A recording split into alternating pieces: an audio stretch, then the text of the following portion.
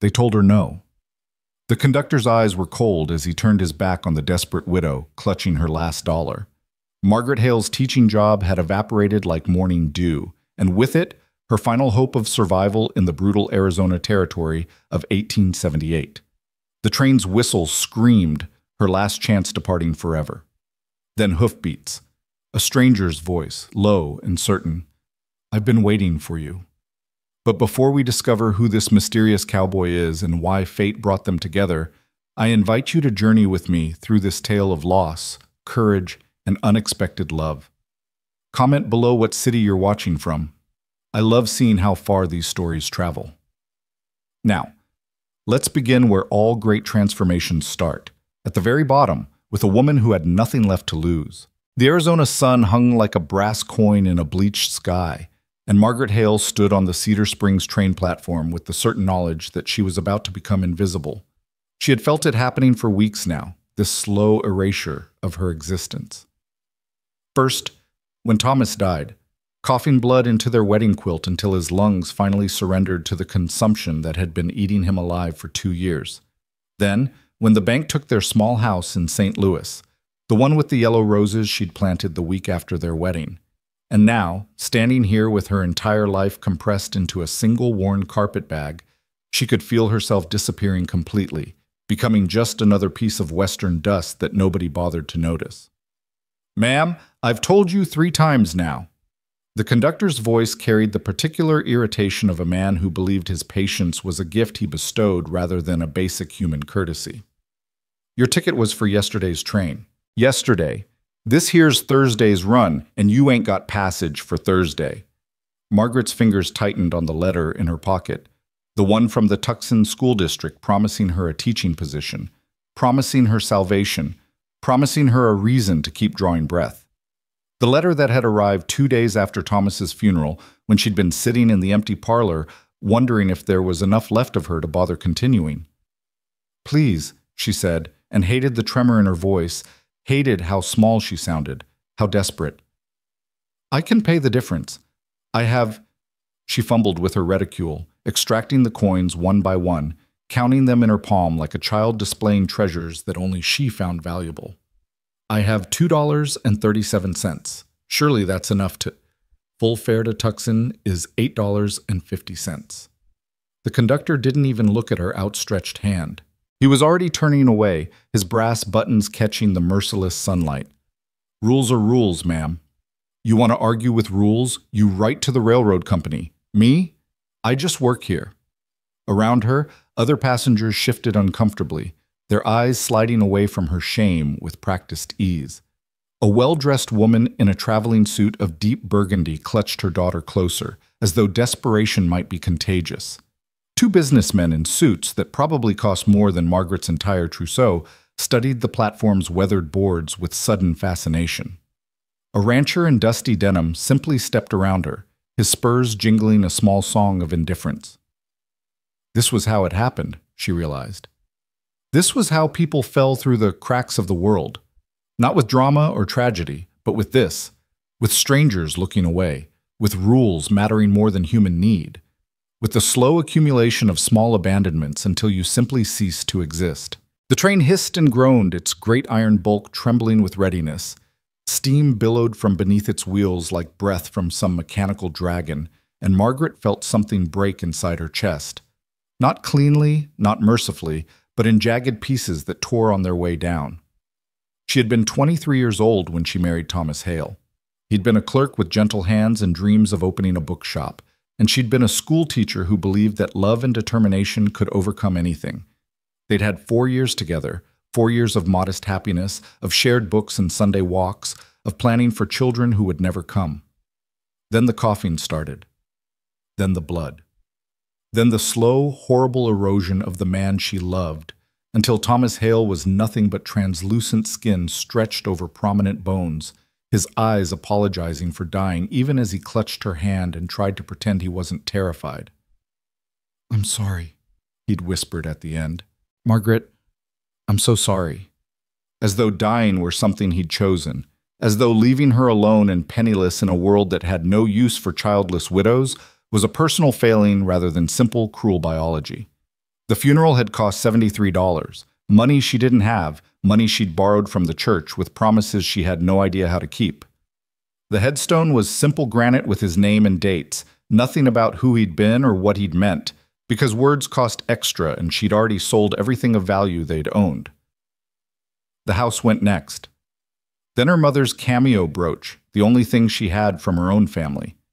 Then her wedding ring, which she'd removed with trembling fingers and placed in the pawnbroker's palm, feeling Thomas's ghost recoil from the indignity, even as she whispered, "I'm sorry. I'm so sorry." The letter from Tucson had been a miracle. A teaching position, room and board included, starting salary of $40 a month.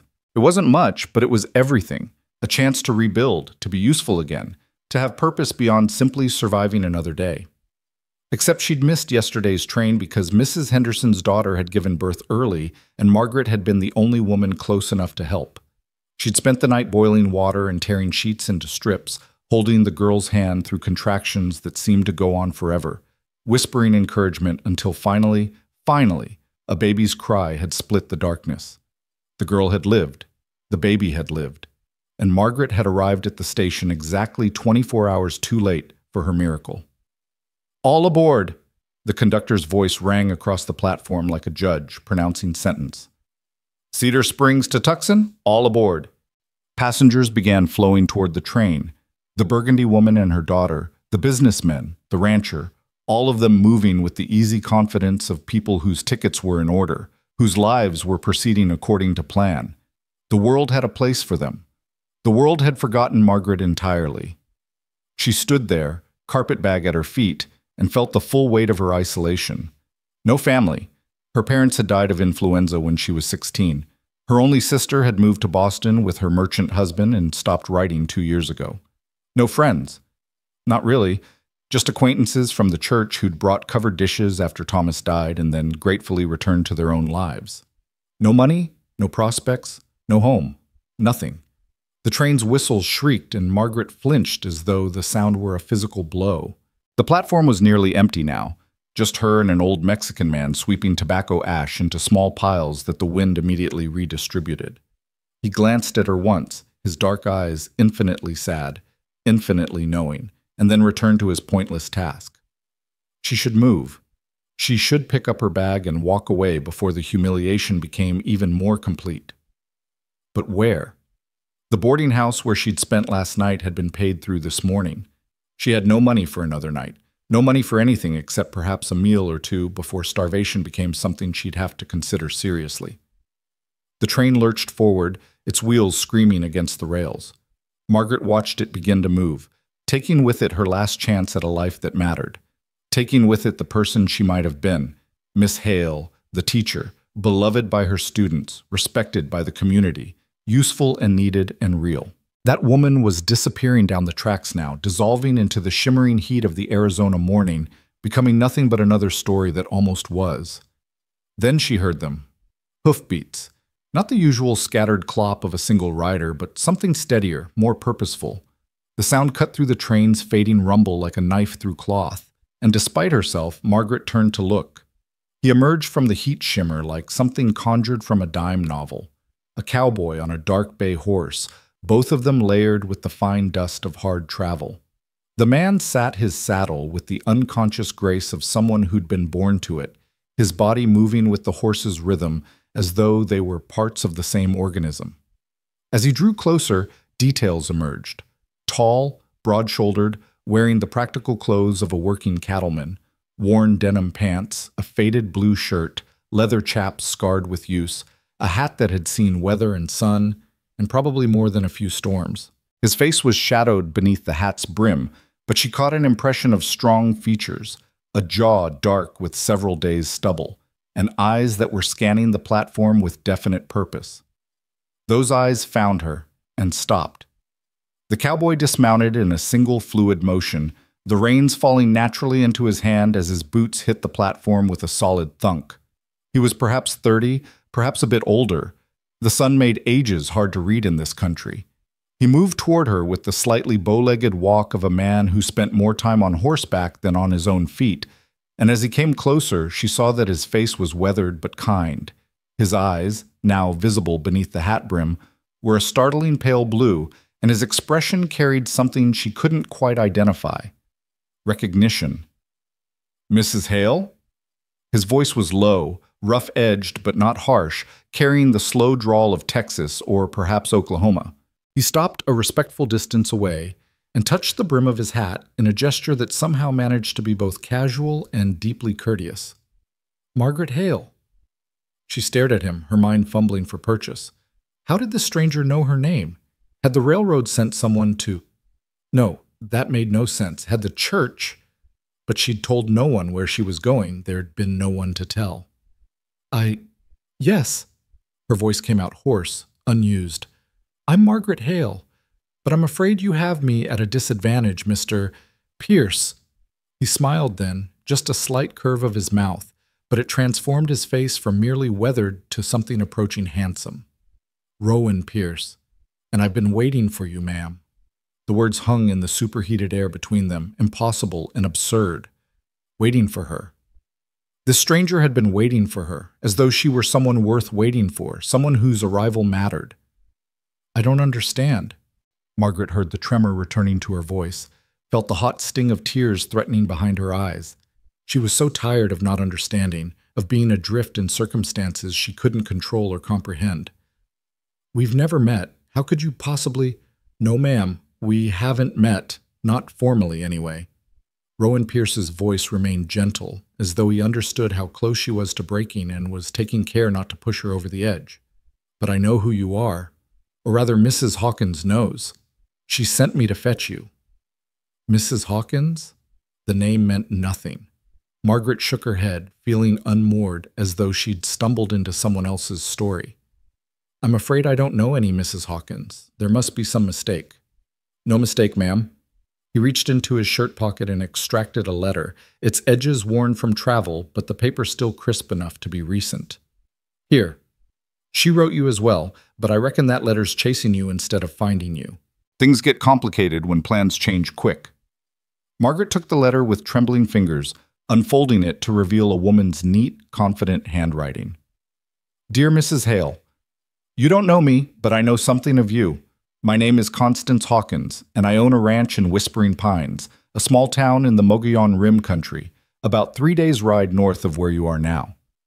I received a telegram yesterday from my cousin Beatrice in Tucson. She's on the school board there, and she told me about a difficult decision they'd been forced to make. Apparently the board had promised you a teaching position, but the town's primary benefactor, a man named Aldrich who owns the copper mine, decided he didn't want his children taught by a woman who, in his words, couldn't even keep her husband alive. I won't waste ink condemning Aldrich's cruelty, though it deserves condemnation. Instead, I'll tell you this. Whispering Pines needs a teacher desperately. We have 19 children and no school, and I've been teaching them myself in my barn when ranch work allows, which isn't often enough. We can't pay what Tucson was offering, only $30 a month, but we can provide a small house, meals, and a community that judges people by their character, not their misfortunes. I'm sending my best man, Rowan Pierce, to meet your train and bring you here if you're willing. He's thoroughly trustworthy, and I'd stake my life on his integrity. The choice is entirely yours, of course, but if you need a place where you can start fresh, where you'll be valued for what you can give rather than pitied for what you've lost, Whispering Pines might be exactly where you need to be. The position is yours if you want it. Rowan will bring you safely to us.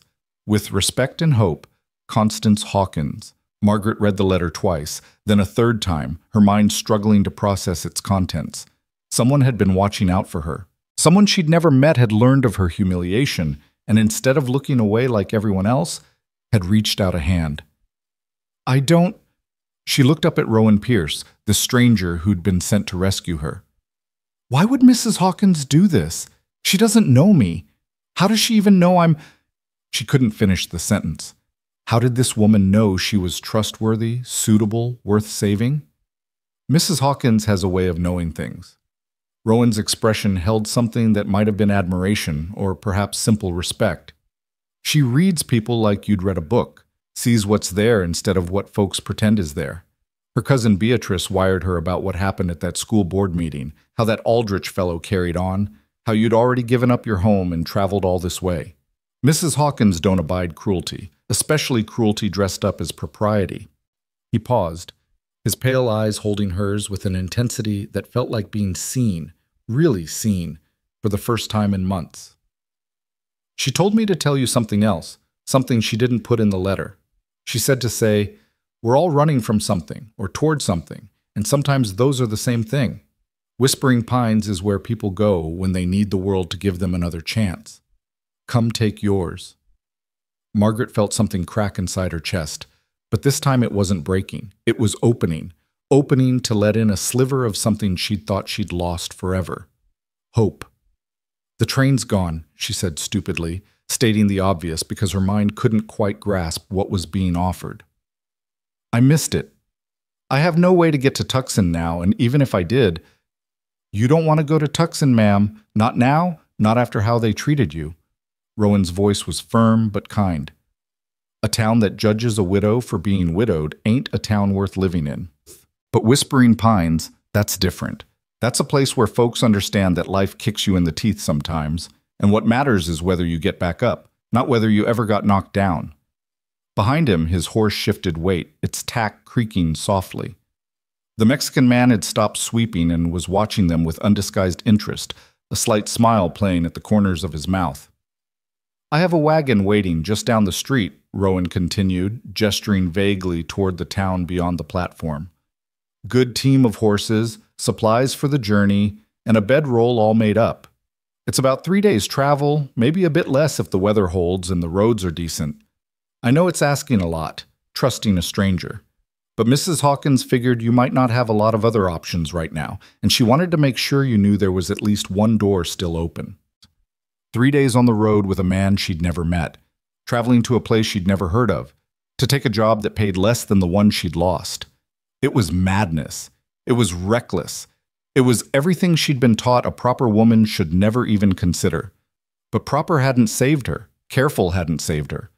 Following all the rules and doing everything right hadn't kept Thomas alive, or kept the bank from taking their home, or kept the Tucson school board from deciding she was damaged goods.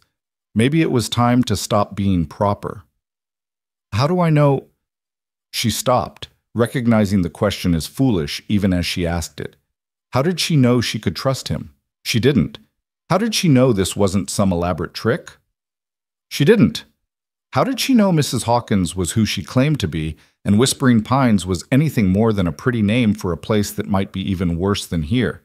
She didn't know any of it, but she knew what happened if she stayed. Nothing. The empty nothing of another night with no place to sleep, another day with no purpose, another week of invisible erosion until there was nothing left of Margaret Hale except a name in a ledger somewhere, a woman who died without anyone bothering to notice or care. You know what, ma'am? You don't know. Rowan's voice was gentle, but it held an edge of something else. Understanding, perhaps. Recognition of the impossible position she was in. And I can't give you guarantees. All I can tell you is this. Mrs. Hawkins is the finest woman I've ever known, and she wouldn't have sent me to fetch you if she didn't mean every word in that letter. And He paused, seeming to choose his words carefully. I give you my word as a man who's still trying to figure out how to be decent in a world that don't make it easy. I'll see you safely to Whispering Pines, and if when you get there you decide it ain't what you want, I'll bring you right back here, or take you anywhere else you need to go. No questions, no judgment, no debt owed. Margaret looked at him, really looked at him, past the weathered face and the trail dust, past the obvious strength in his shoulders and the competent way he held himself. She looked at his eyes, those pale blue eyes that met hers without flinching, without demanding, without trying to convince her of anything except his own sincerity. She'd spent 2 years watching Thomas die, and she'd learned something about human nature in that time. She'd learned that some people met suffering with lies, pretty lies designed to comfort, but lies nonetheless. And some people met it with truth, even when the truth was hard and offered no guarantees. Rowan Pierce looked like a man who told the truth. All right, she heard herself say, and felt the word reshape reality around her. All right, I'll come with you. His smile was like sunrise, slow, warm, transforming. Good, he said simply. Then he bent and picked up her carpet bag as though it weighed nothing, as though carrying a stranger's worldly possessions was something he did every day, and considered an honor rather than an imposition. "Town's this way," he said, gesturing with his free hand. "Wagon's at the livery stable. It ain't fancy, but I made sure to get some cushions for the seat, and there's a canopy to keep the sun off. Mrs. Hawkins would skin me alive if I brought you back looking like a piece of jerky." Despite everything, the fear, the uncertainty, the sheer absurdity of the situation, Margaret felt a small laugh escape her throat. It sounded rusty, unpracticed, but real. "Thank you," she said, and meant it more than she'd ever meant anything. "Mr. Pierce, Just Rowan, ma'am. Ain't nobody called me Mr. Pierce since the judge sentenced me to—" He stopped abruptly, and for just a moment, something that might have been old pain flickered across his face. "Well, that's a story for another time if you still want to hear it after you've known me longer. Point is, I ain't much for formality." "Then you should call me Margaret." She fell into step beside him, leaving the platform and its humiliations behind. "If we're going to spend 3 days traveling together, we might as well be comfortable." They walked through Cedar Springs, a dusty collection of false-fronted buildings that looked like they'd been assembled hastily and might blow away just as quickly. A saloon, a general store, a hotel that had probably never seen better days. People moved along the wooden sidewalks with purpose, their eyes sliding over Margaret and Rowan without interest or curiosity. She was leaving this place, she realized, leaving this station where she'd been rejected, this town where nobody knew her name or cared about her story. In 3 days, she'd be somewhere new, a place called Whispering Pines, where apparently widows weren't judged for surviving and where someone she'd never met had decided she was worth saving. It felt like being born again, terrifying and exhilarating in equal measure. The livery stable sat at the far end of town, a weathered structure that smelled of hay and horse and leather. Inside, Rowan's wagon waited, a sturdy farm wagon with high sides and a canvas canopy stretched over wooden hoops. Just as he'd promised, cushions had been arranged on the seat, and she could see supplies secured in the back, canvas-wrapped bundles that suggested careful preparation. "Let me help you up," Rowan said, setting her carpet bag gently in the wagon bed before turning to offer his hand. Margaret hesitated only a moment before placing her hand in his. His palm was rough with calluses, warm and solid, and his grip was firm but careful as he helped her onto the seat. Once she was settled, he retrieved his horse, the dark bay she'd first seen him riding, and tied it to the back of the wagon. "That's Ranger," he said, patting the horse's neck with obvious affection. "Best cow pony I've ever had. He'll follow along easy enough, and if we run into trouble, I can switch from the wagon to him quick." "Trouble?" Margaret heard the tremor in her voice. "What kind of trouble?" "Likely none at all," Rowan said, swinging himself up onto the seat beside her with practiced ease. "But this is still wild country, and it pays to be prepared. We got bandits sometimes, though not usually on the main roads, and the Apache have been quiet for a while, but you never know. Mostly I'm just planning for the usual, a thrown wheel, a storm, maybe a snake spooking the horses. Nothing to worry about, just things to be ready for."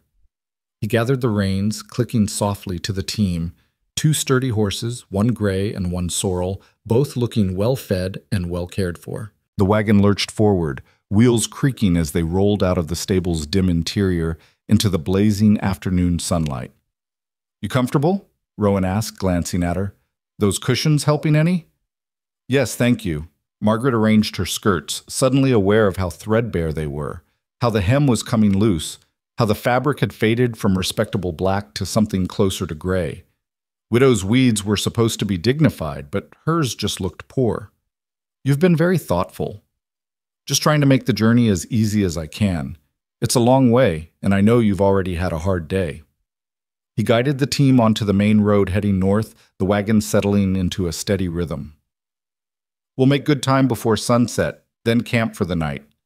I brought extra blankets, and there's food enough for a week if we need it, though we should make Whispering Pines in 3 days easy." They rode in silence for a while, the town falling away behind them as the road stretched into open country. The landscape was harsh and beautiful, red rock formations rising from scrubland, distant mountains purple against the sky, and everywhere the endless sweep of land that made humans seem very small and very temporary. Margaret found herself studying Rowan from the corner of her eye.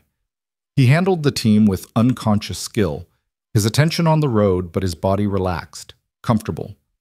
There was something peaceful about him, she thought, something settled, as though he'd made peace with whatever demons he carried and learned to live alongside them. "Can I ask you something?" she said finally, breaking the silence. "Yes, ma'am."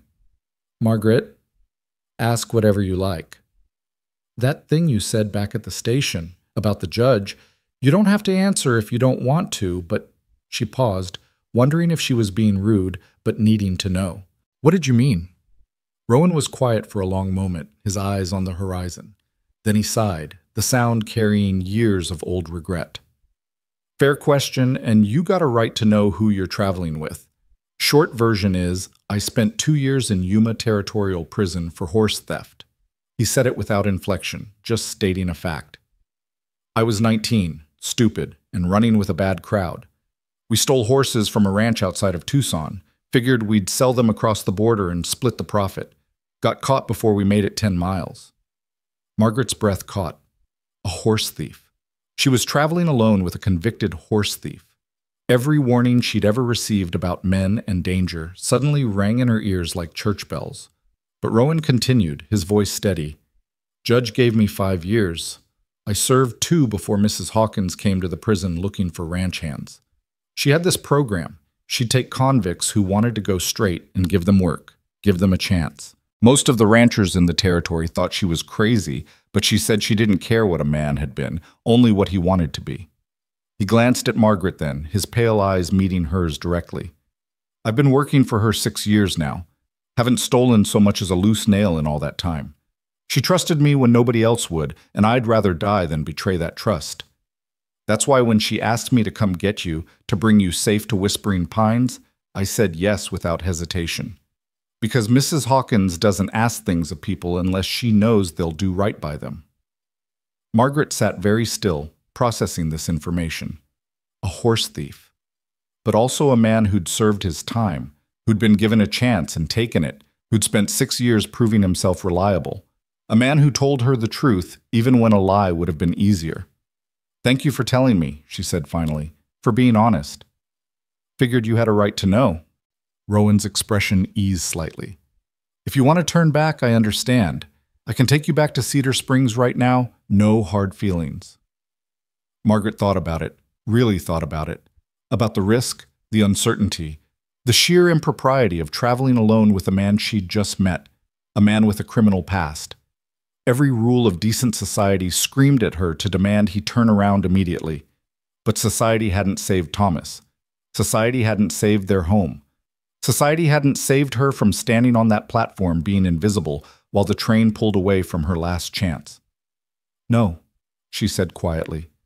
"Keep going. I think I'd like to see Whispering Pines after all." Rowan's smile was small but genuine. "Yes, ma'am. Thank you for the chance."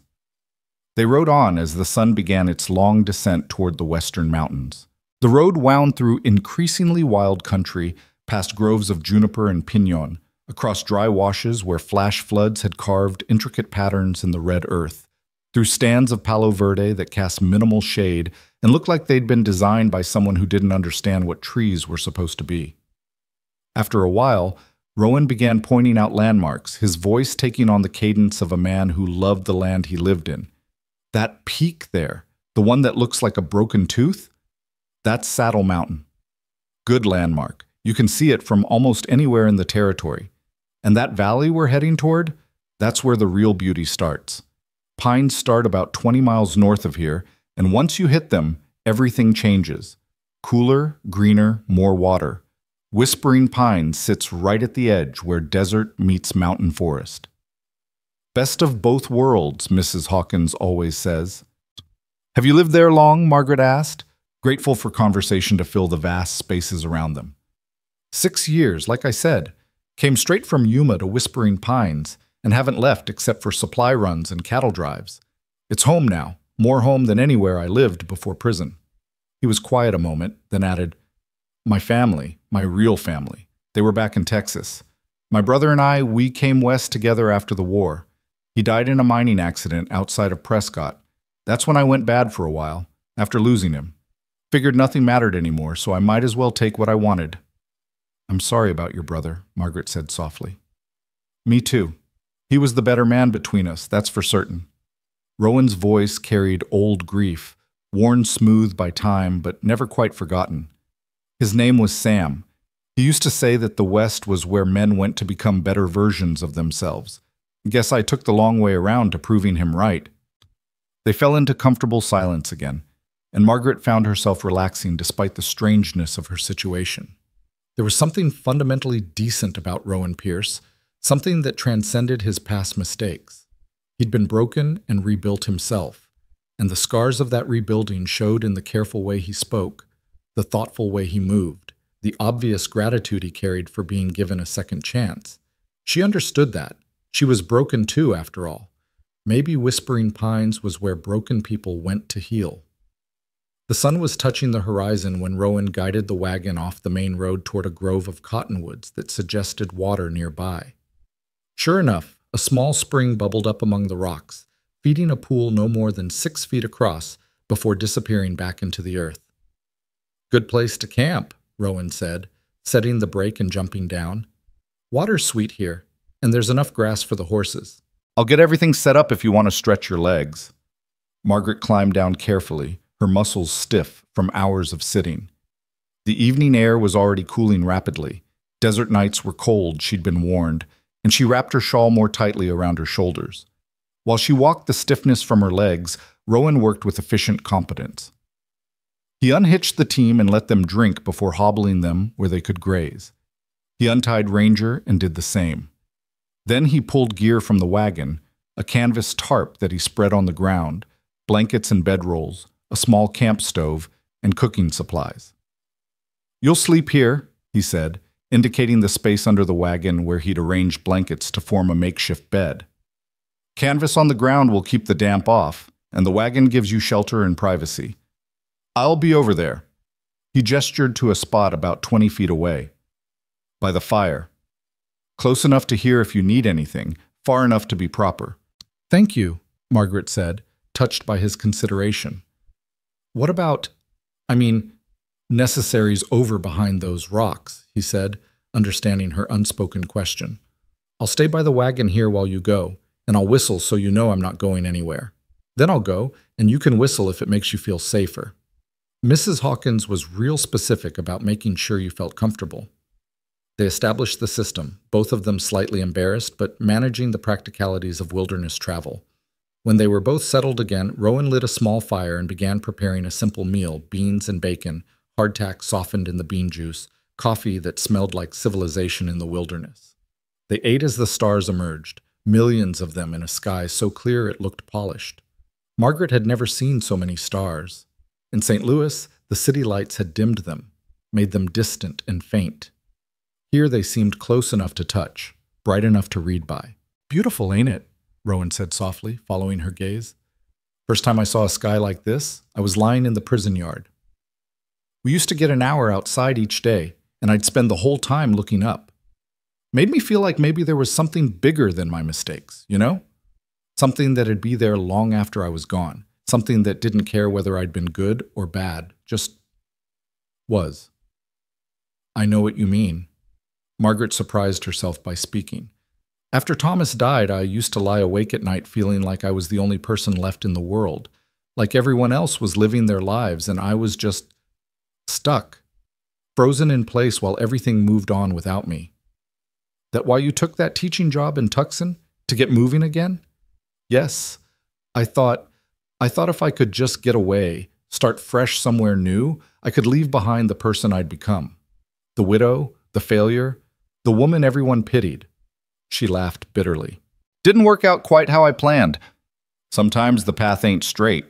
Rowan poured more coffee, offering her the cup first before filling his own. "Sometimes you got to get knocked down a few more times before you find where you're supposed to land. Maybe Tucson wasn't your destination. Maybe it was just where you needed to be so you'd be standing on that platform when I rode up." Margaret considered this. Was it possible that today's humiliation had been necessary? That being rejected, being stripped of her last plan and her last hope, had opened a door she wouldn't have seen otherwise? It was a strange thought, almost a hopeful one. "Tell me about Whispering Pines," she said. "What's it really like?" Rowan settled back against a rock, his face thoughtful in the firelight. It's small, maybe 60, 70 people all told. Used to be a mining town, silver and copper, but the mines played out about 8 years ago. Most folks left after that, but some stayed. Ranchers mostly, people who'd put down roots and didn't want to pull them up. Mrs. Hawkins came about 10 years ago with her husband. He died 5 years back. Heart gave out. But she stayed, built up the ranch, started hiring people like me who needed a second chance. He paused, gathering his thoughts. It's not fancy. The buildings are mostly wood frame, some adobe. There's a church, a general store, a saloon, a smithy. Doc Carter comes through once a month on his circuit. The school, well, there isn't one really.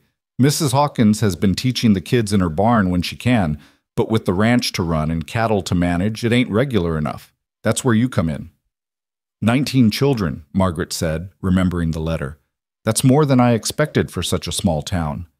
Families out here tend to be big. You got the Morrison clan, 6 kids. The Johnsons have 4. The Santangelo family has 3. Then there's scattered others, ranch hands' kids, children from the Mexican families who stayed after the mines closed. They're hungry for learning, though. When Mrs. Hawkins does manage to hold school, every single one of them shows up, no matter the weather or the work that needs doing. They want better futures, and they know education's how you get there. What about the house? Margaret asked. The letter mentioned a small house. It's actually real nice. Used to belong to the mine superintendent before he pulled out. 2 rooms, wood floor, a real glass window, even a small porch. Mrs. Hawkins has been using it for storage, but she had some of the boys clean it out and fix it up when she decided to get you a proper teacher. There's a bed frame. You'll need a mattress, but we can make one with straw and ticking, and a table and chairs, a stove for cooking and heat. Better than a lot of folks have, honestly. It sounded like a palace to Margaret, who'd been facing the prospect of no home at all. They talked until the fire burned low, Rowan telling her about the people she'd meet. Mrs. Hawkins, of course, but also old Pete, who ran the general store and could fix anything that broke, and Consuelo Martinez, who made the best tortillas in the territory, and Jimmy Two Fingers, who'd lost 2 fingers in a mining accident but could still play guitar better than anyone, and dozens of others who comprised the small, resilient community of Whispering Pines. Finally, when Margaret could barely keep her eyes open, Rowan stood and kicked dirt over the fire. You should get some sleep. Tomorrow's another long day, and the road gets rougher as we head into the highlands. Margaret crawled into her nest of blankets under the wagon, finding it surprisingly comfortable. Above her, the wagon's undercarriage formed a solid roof, and around her the blankets created a cocoon of warmth against the desert night's chill. "Rowan?" she called softly. "Yes, ma'am?" His voice came from the darkness where he'd laid out his own bedroll. "Thank you. For everything. For coming to get me, for being patient with my questions, for making me feel like maybe things might be all right after all." There was a pause, and then his voice came again, warmer this time. "Things will be all right, Margaret. I don't know exactly how yet, but I believe it. Get some rest now. Tomorrow we'll get you closer to home." Home. The word echoed in Margaret's mind as she closed her eyes. She'd thought home was the house in St. Louis with the yellow roses. Then she'd thought it might be Tucson, a place she'd never seen but had pinned all her hopes on. Now home was apparently a small town called Whispering Pines, where a woman she'd never met had decided Margaret was worth saving, and where a reformed horse thief drove a wagon through the wilderness to bring her there safely. It was strange. It was impossible. It was the most hopeful thing that had happened to her in 2 years. As sleep pulled her down, Margaret's last thought was that perhaps the train leaving without her hadn't been the end of her story after all. Perhaps it had only been the beginning. Margaret woke to the smell of coffee and the soft sounds of Rowan moving around camp. The sky was still more gray than blue, that pre-dawn hour when the world existed in a state between darkness and light. She lay still for a moment, disoriented by the unfamiliar ceiling of the wagon's undercarriage above her, by the hard ground beneath her blankets, by the vast silence of the wilderness broken only by the occasional stamp of a horse's hoof. Then memory returned. The station, the rejection, the stranger on horseback who'd said he'd been waiting for her. It felt like something from a dream, too strange to be real.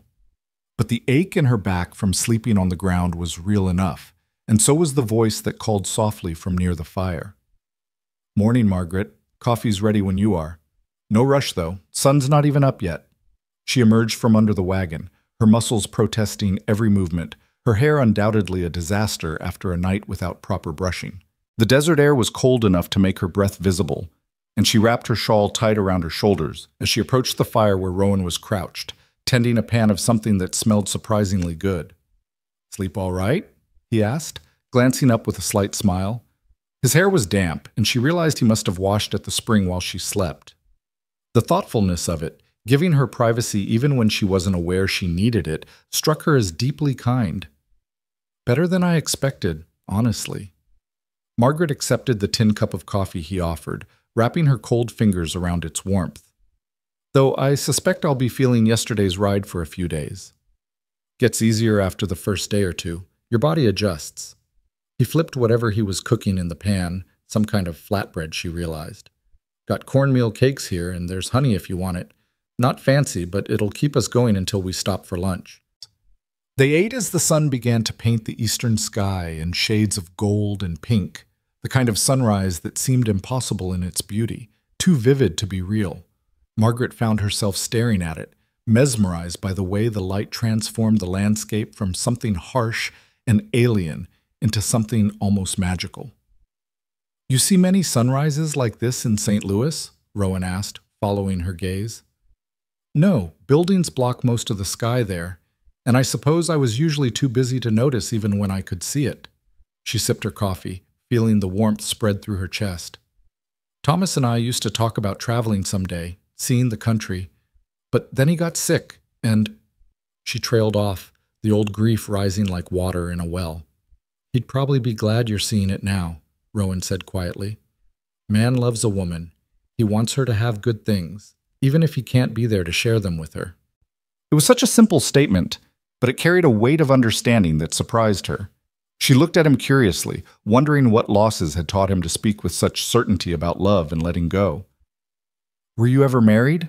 she asked, then immediately regretted the personal question. "I'm sorry, that's terribly forward of me."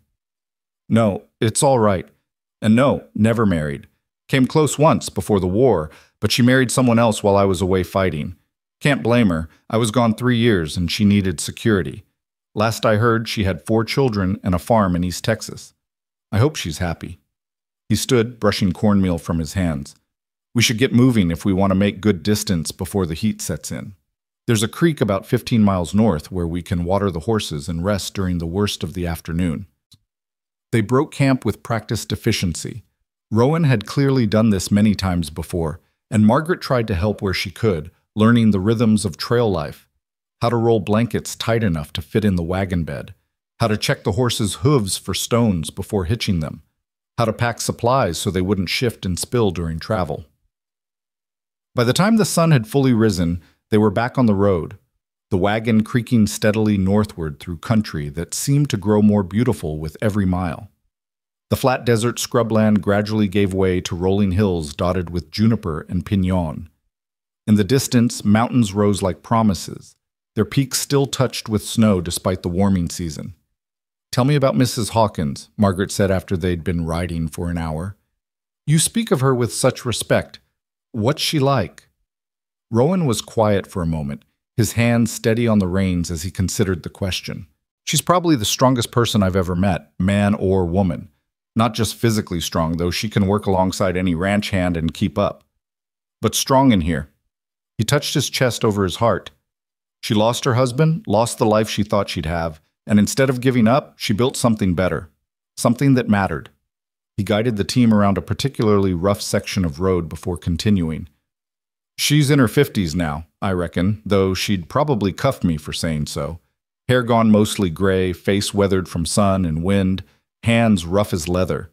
But she's got these eyes, dark brown, almost black, and when she looks at you, you feel like she sees everything. Every mistake you ever made, every regret you carry, every hope you're afraid to name, and somehow she don't judge you for any of it. She just sees who you could be and decides to help you get there." "She sounds remarkable," Margaret said softly. "She is. When she came to Yuma looking for ranch hands, the warden tried to warn her off. said convicts couldn't be trusted, that she was putting herself in danger. She just laughed and said danger was relative, and she'd take her chances with honest criminals over dishonest saints any day. Rowan's smile was full of old fondness. She picked 5 of us that first year, told us straight out that she was giving us a chance, not a guarantee. Work hard, stay honest, and we'd always have a place. Steal from her or hurt anyone, and she'd personally make sure we went back to prison for twice as long. And did any of you, Margaret wasn't sure how to phrase the question delicately. Steal from her? Betray her? Rowan shook his head. Not one. Not in 6 years. Because she treated us like men instead of criminals, like we had value instead of just being mistakes that walked around on 2 legs. Hard to betray someone who sees you that way. Hard to disappoint someone who believes in you when you don't even believe in yourself. They rode on through the morning, the landscape continuing to change as they climbed in elevation. The air grew cooler, sweeter. Grass appeared in patches where before there had been only dust and stone. Small flowers bloomed in impossible colors, bright orange, vivid purple, sunshine yellow, as though the desert were apologizing for its harshness by offering these small jewels to anyone patient enough to notice them. Around midday, they reached the creek Rowan had mentioned, a clear stream running over smooth stones, bordered by cottonwoods that cast blessed shade. He pulled the wagon under the trees and helped Margaret down, both of them stiff from hours of sitting. We'll rest here a few hours, he said, unhitching the team so they could drink and graze. Heat's worse between noon and 3, and there's no point pushing ourselves or the animals when we don't have to. We're making good time. Probably make it to the Pines by tonight if we want, or camp one more night in the open and arrive at Whispering Pines tomorrow afternoon. What do you recommend? Margaret asked, grateful to be off the wagon seat even as she dreaded climbing back on. Honestly, I'd say we camp tonight and arrive fresh tomorrow. Give you a chance to clean up at a proper stream, get a good night's rest, arrive in town looking like the teacher you are instead of like you've been dragged behind the wagon for 3 days. He grinned slightly. Mrs. Hawkins won't care either way, but some of the town ladies might be watching, and it's easier to start off on the right foot. Margaret appreciated his practicality, his awareness of the social realities she'd face. Thank you. Yes, that sounds wise.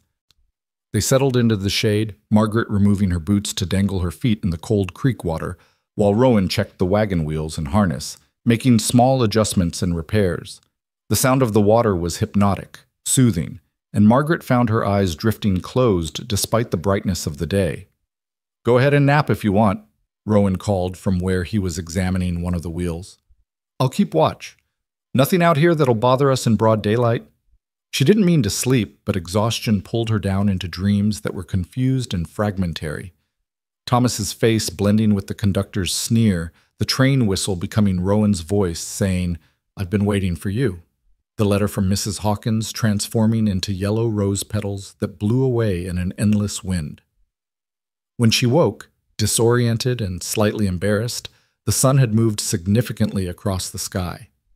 Rowan was sitting nearby, his back against a cottonwood trunk, reading a book. She blinked in surprise. Somehow, she hadn't expected to find a cowboy reading poetry in the wilderness, but that's what he appeared to be doing. Feeling better? He asked, noticing she was awake. He closed the book carefully, marking his place with a blade of grass. Yes, thank you. I didn't mean to sleep so long. She sat up, pushing hair from her face. What are you reading? He held up the book, almost sheepish. Walt Whitman, Leaves of Grass. My brother Sam gave it to me before he died. Said it was about America becoming itself, finding its voice. I didn't understand it at first, but I keep reading it, and every time I find something new. Margaret felt something shift in her chest. This man was full of surprises, a horse thief who quoted poetry, a cowboy who read Whitman and spoke about his dead brother with quiet reverence. May I? She asked, holding out her hand. He passed her the book, its pages worn soft from repeated reading. She opened it at random and read, I exist as I am, that is enough. If no other in the world be aware, I sit content, and if each and all be aware, I sit content. The words resonated through her like a bell struck in an empty room, to exist as she was, to be content with that existence regardless of who noticed or approved. What would that feel like? That's the part I keep coming back to, Rowan said quietly, especially after prison. Everyone telling me I was a criminal, that I'd always be a criminal, that I'd never amount to anything but trouble. And then reading that line, I exist as I am, that is enough. And thinking, maybe it is. Maybe I don't have to be ashamed of existing just because I made mistakes. I think, Margaret said slowly, I needed to hear that too. Needed to know that being a widow, being broke, being rejected, none of that means I'm not enough. I still exist. That still has value. Their eyes met across the space between them, and something unspoken passed between them. Recognition, perhaps. The acknowledgement that they were both people trying to rebuild themselves from ruins, both searching for a way to exist without shame. We should probably eat something, Rowan said finally, breaking the moment. Got some dried beef and hardtack, and I can make more coffee if you want it. They shared the simple meal in comfortable silence, and Margaret realized how rare this was. To be comfortable in another person's presence without the need to fill every moment with conversation. Thomas had been a talker, always sharing his thoughts and ideas, and she'd loved that about him. But there was something peaceful about Rowan's quieter nature, the way he seemed content to simply be without needing to perform or impress. As the afternoon cooled toward evening, they packed up and continued north. The landscape kept changing, becoming greener, more lush. Trees appeared with increasing frequency, first scattered junipers, then dense stands of piñon, and finally, as the sun touched the western horizon, the first ponderosa pines. They were magnificent trees, tall and straight, with reddish bark that glowed in the fading light. Their scent filled the air, sharp and clean, completely different from the dust and creosote smell of the lower desert. Margaret breathed deeply, feeling something in her chest expand and settle at the same time. This is what gives the town its name, Rowan said, gesturing at the forest around them. Whispering pines. When the wind moves through them, it sounds like voices having a conversation just too quiet to make out the words. Some people find it eerie. I've always found it comforting, like the land itself is talking to you, telling you stories if you're patient enough to listen. They made camp that night among the pines, in a small clearing where some previous traveler had built a fire ring from stones. The air was noticeably cooler here, fresh in a way that desert air never quite managed. Rowan built up the fire larger than the previous night, explaining that mountain nights were colder and they'd need the warmth. As twilight deepened into true darkness, they sat by the fire and talked. Rowan asked about her teaching, and Margaret found herself describing the small schoolhouse in St. Louis where she'd worked before marrying Thomas, the children she'd taught to read and write and do sums. The satisfaction of watching understanding dawn in a child's eyes. That's what I miss most, she said, staring into the flames, feeling useful, feeling like I mattered to someone, like my existence made a difference in the world. After Thomas died, I lost that, lost the sense that anyone needed me or cared whether I lived or died. The children in Whispering Pines need you, Rowan said firmly, and they're going to love you, I can already tell. How can you possibly know that? Because you care about them, even though you haven't met them yet. Because you're sitting here 2 days from anywhere, sore and tired and probably scared, and you're still thinking about teaching instead of yourself. That's the kind of teacher kids remember their whole lives. Margaret felt tears prick her eyes, unexpected and sudden. Thank you, she whispered. Thank you for saying that. Just the truth. Rowan poked at the fire, sending sparks spiraling into the dark sky. My brother Sam, he had a teacher like you once. Miss Henderson, her name was. She's the one who taught him to read properly, who gave him books and encouraged him. He used to say she saved his life, that without her, he'd have ended up in a coal mine or dead in a ditch somewhere. Instead, he became someone who read poetry and dreamed about making the world better. She did that. Teachers do that. What happened to him? Margaret asked gently. Your brother. You said he died in a mining accident. Rowan was silent for so long she thought he wasn't going to answer. Then he took a deep breath, his voice rough when he finally spoke. Tunnel collapsed. He was working the night shift at a copper mine outside Prescott. They said 30 men went down when the ceiling gave way. They got most of them out, but Sam and 5 others were too deep, buried under too much rock. Took them 3 days to dig down to where they were, and by then, he swallowed hard. By then it was just bodies. They said it was quick, that they probably didn't suffer long.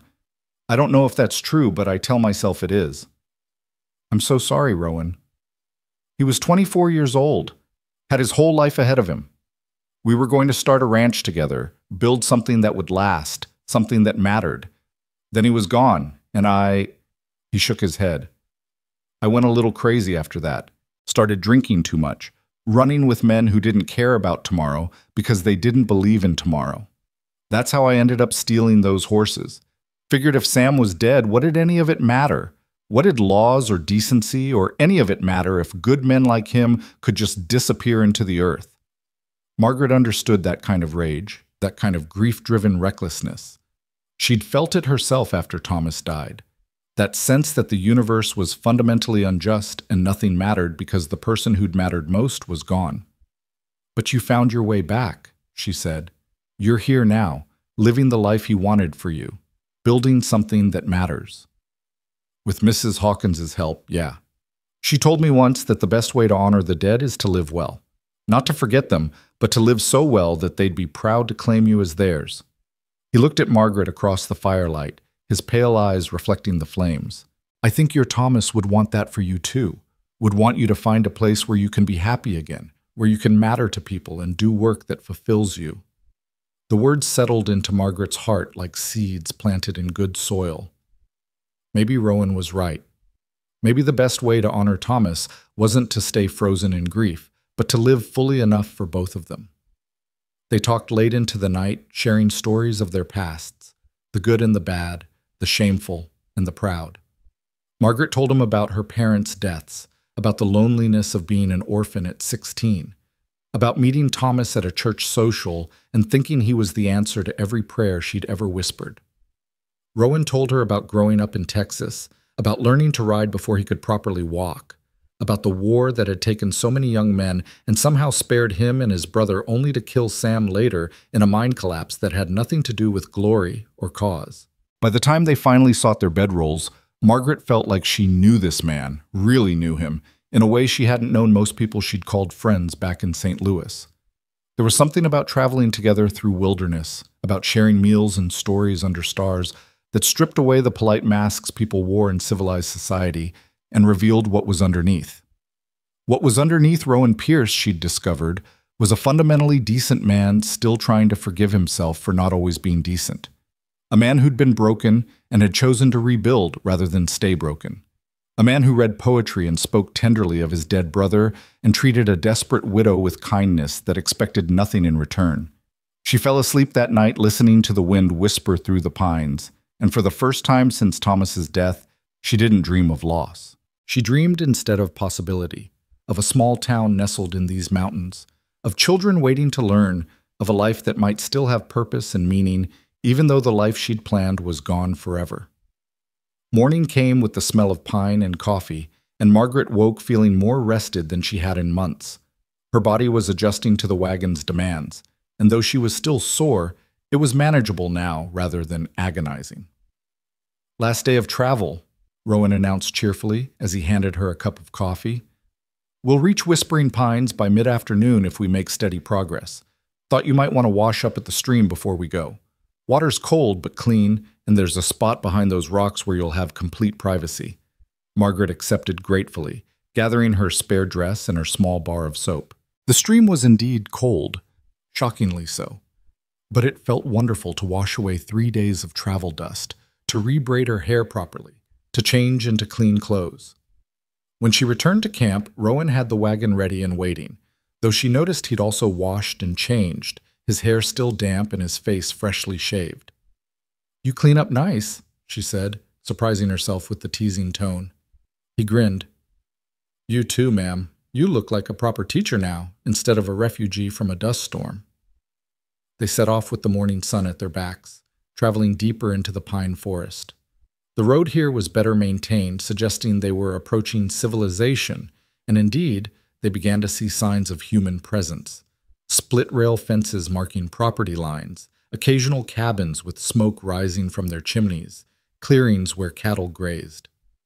We're on Hawkins' land now, Rowan explained. Mrs. Hawkins owns about 1,500 acres, stretching from here to the town and beyond. Most of it's open range for the cattle, but there's good water and grass, and the pines provide shelter in winter. As they traveled, they passed ranch hands who called out greetings to Rowan. "Hey, Pierce, got the new teacher? That her, Rowan? Mrs. Hawkins gonna be pleased you didn't lose her along the way." Rowan responded to each with easy familiarity, introducing Margaret briefly to men with weathered faces and curious eyes. They all seemed friendly, welcoming even, and Margaret felt some of her anxiety begin to ease. These were working people, people who understood hardship and valued competence over pedigree. Around noon, they stopped at a small ranch house where an older couple invited them in for lunch. Jose and Maria Santangelo, their name was, and they had 3 children who would be Margaret's students, 2 boys and a girl ages 7 to 12. The children hung back shyly at first, but Maria encouraged them forward. "This is Mrs. Hale," she corrected herself, glancing at Margaret's black dress. "She's going to be your teacher. You be respectful and learn well, yes?" The eldest boy, Miguel, stepped forward with his hat in his hands. "Will you teach us English, Mrs. Hale? Papa says we need to speak it better if we want to have opportunities." "I'll teach you English," Margaret promised, charmed by his earnest expression, "and mathematics and history and reading and anything else you want to learn. That's what teachers do." The girl, Rosita, tugged at her mother's skirt. "Will you teach us like Mrs. Hawkins does, with stories?" "Mrs. Hawkins tells you stories?" Maria smiled. "When she teaches them, she makes everything into a story. History is stories about people who lived before. Mathematics is stories about numbers. The children love it, but she doesn't have enough time to teach them properly. We're all very grateful you've come." After a lunch of fresh tortillas, beans, and vegetables from Maria's garden, they continued on. Margaret found herself thinking about those 3 children, about their eagerness to learn, about their parents' hopes for them. This was real, she thought. This wasn't some abstract teaching position in a town that didn't want her. These were actual children who needed education, whose futures might genuinely be shaped by what she could give them. The responsibility of it was humbling and energizing at the same time. "Almost there," Rowan said as they crested a rise. "Whispering Pines, straight ahead." Margaret looked where he pointed, and there it was, a small valley cupped between pine-covered hills, with a silver creek running through its center, and buildings clustered along what appeared to be a main street. Smoke rose from chimneys in thin columns, and she could see the white shape of a church steeple rising above the other structures. Beyond the town, the mountains rose in layers of blue and purple, snow-touched peaks standing guard over this small settlement of humanity. It was beautiful. Unexpectedly, achingly beautiful. "What do you think?" Rowan asked quietly, watching her face. Margaret found she couldn't speak for a moment, emotion closing her throat. What did she think? She thought that 3 days ago she'd been invisible on a train platform, and now she was looking at a place that wanted her, needed her, had sent someone to bring her home. "I think," she finally managed, "it looks like exactly where I'm supposed to be." Rowan's smile was sunrise bright. "Good," he said simply. "Let's get you home." They descended into the valley as the afternoon sun painted everything in shades of gold.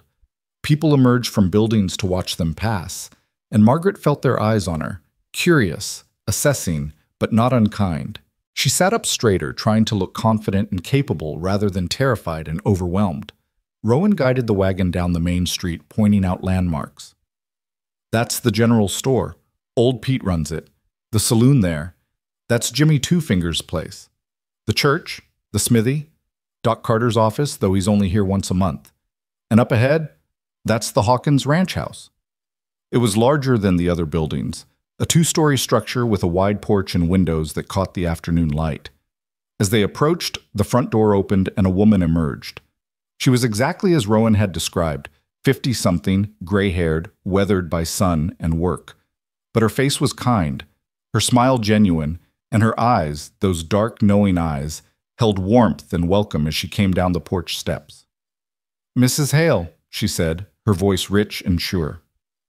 "Welcome to Whispering Pines.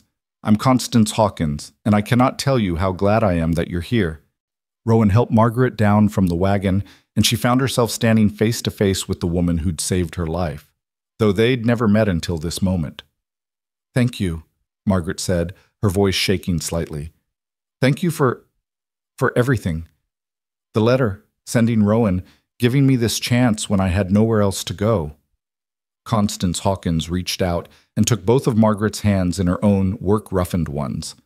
"My dear, you're the one doing us a favor. Those children need you, and this town needs you. Now come inside. You must be exhausted from the journey, and we have so much to discuss. Rowan, have one of the boys take care of the team and bring Mrs. Hale's bag to the house." She guided Margaret toward the porch, talking all the while about the town and the children and the school. Margaret glanced back once to see Rowan watching them, his expression soft with something that might have been relief or satisfaction or perhaps just gladness that he'd completed his mission successfully. He caught her looking and tipped his hat, that slight smile playing at his lips. "See you tomorrow, ma'am," he called. "We'll visit the schoolhouse together, if that suits you." "Yes," Margaret called back, finding herself smiling, really smiling, for the first time in longer than she could remember. "Yes, I'd like that very much." And as Constance Hawkins led her into the warm, book-filled ranch house, Margaret Hale realized that maybe Rowan had been right. Maybe she had needed to lose everything so she could find where she truly belonged. Maybe the path wasn't supposed to be straight.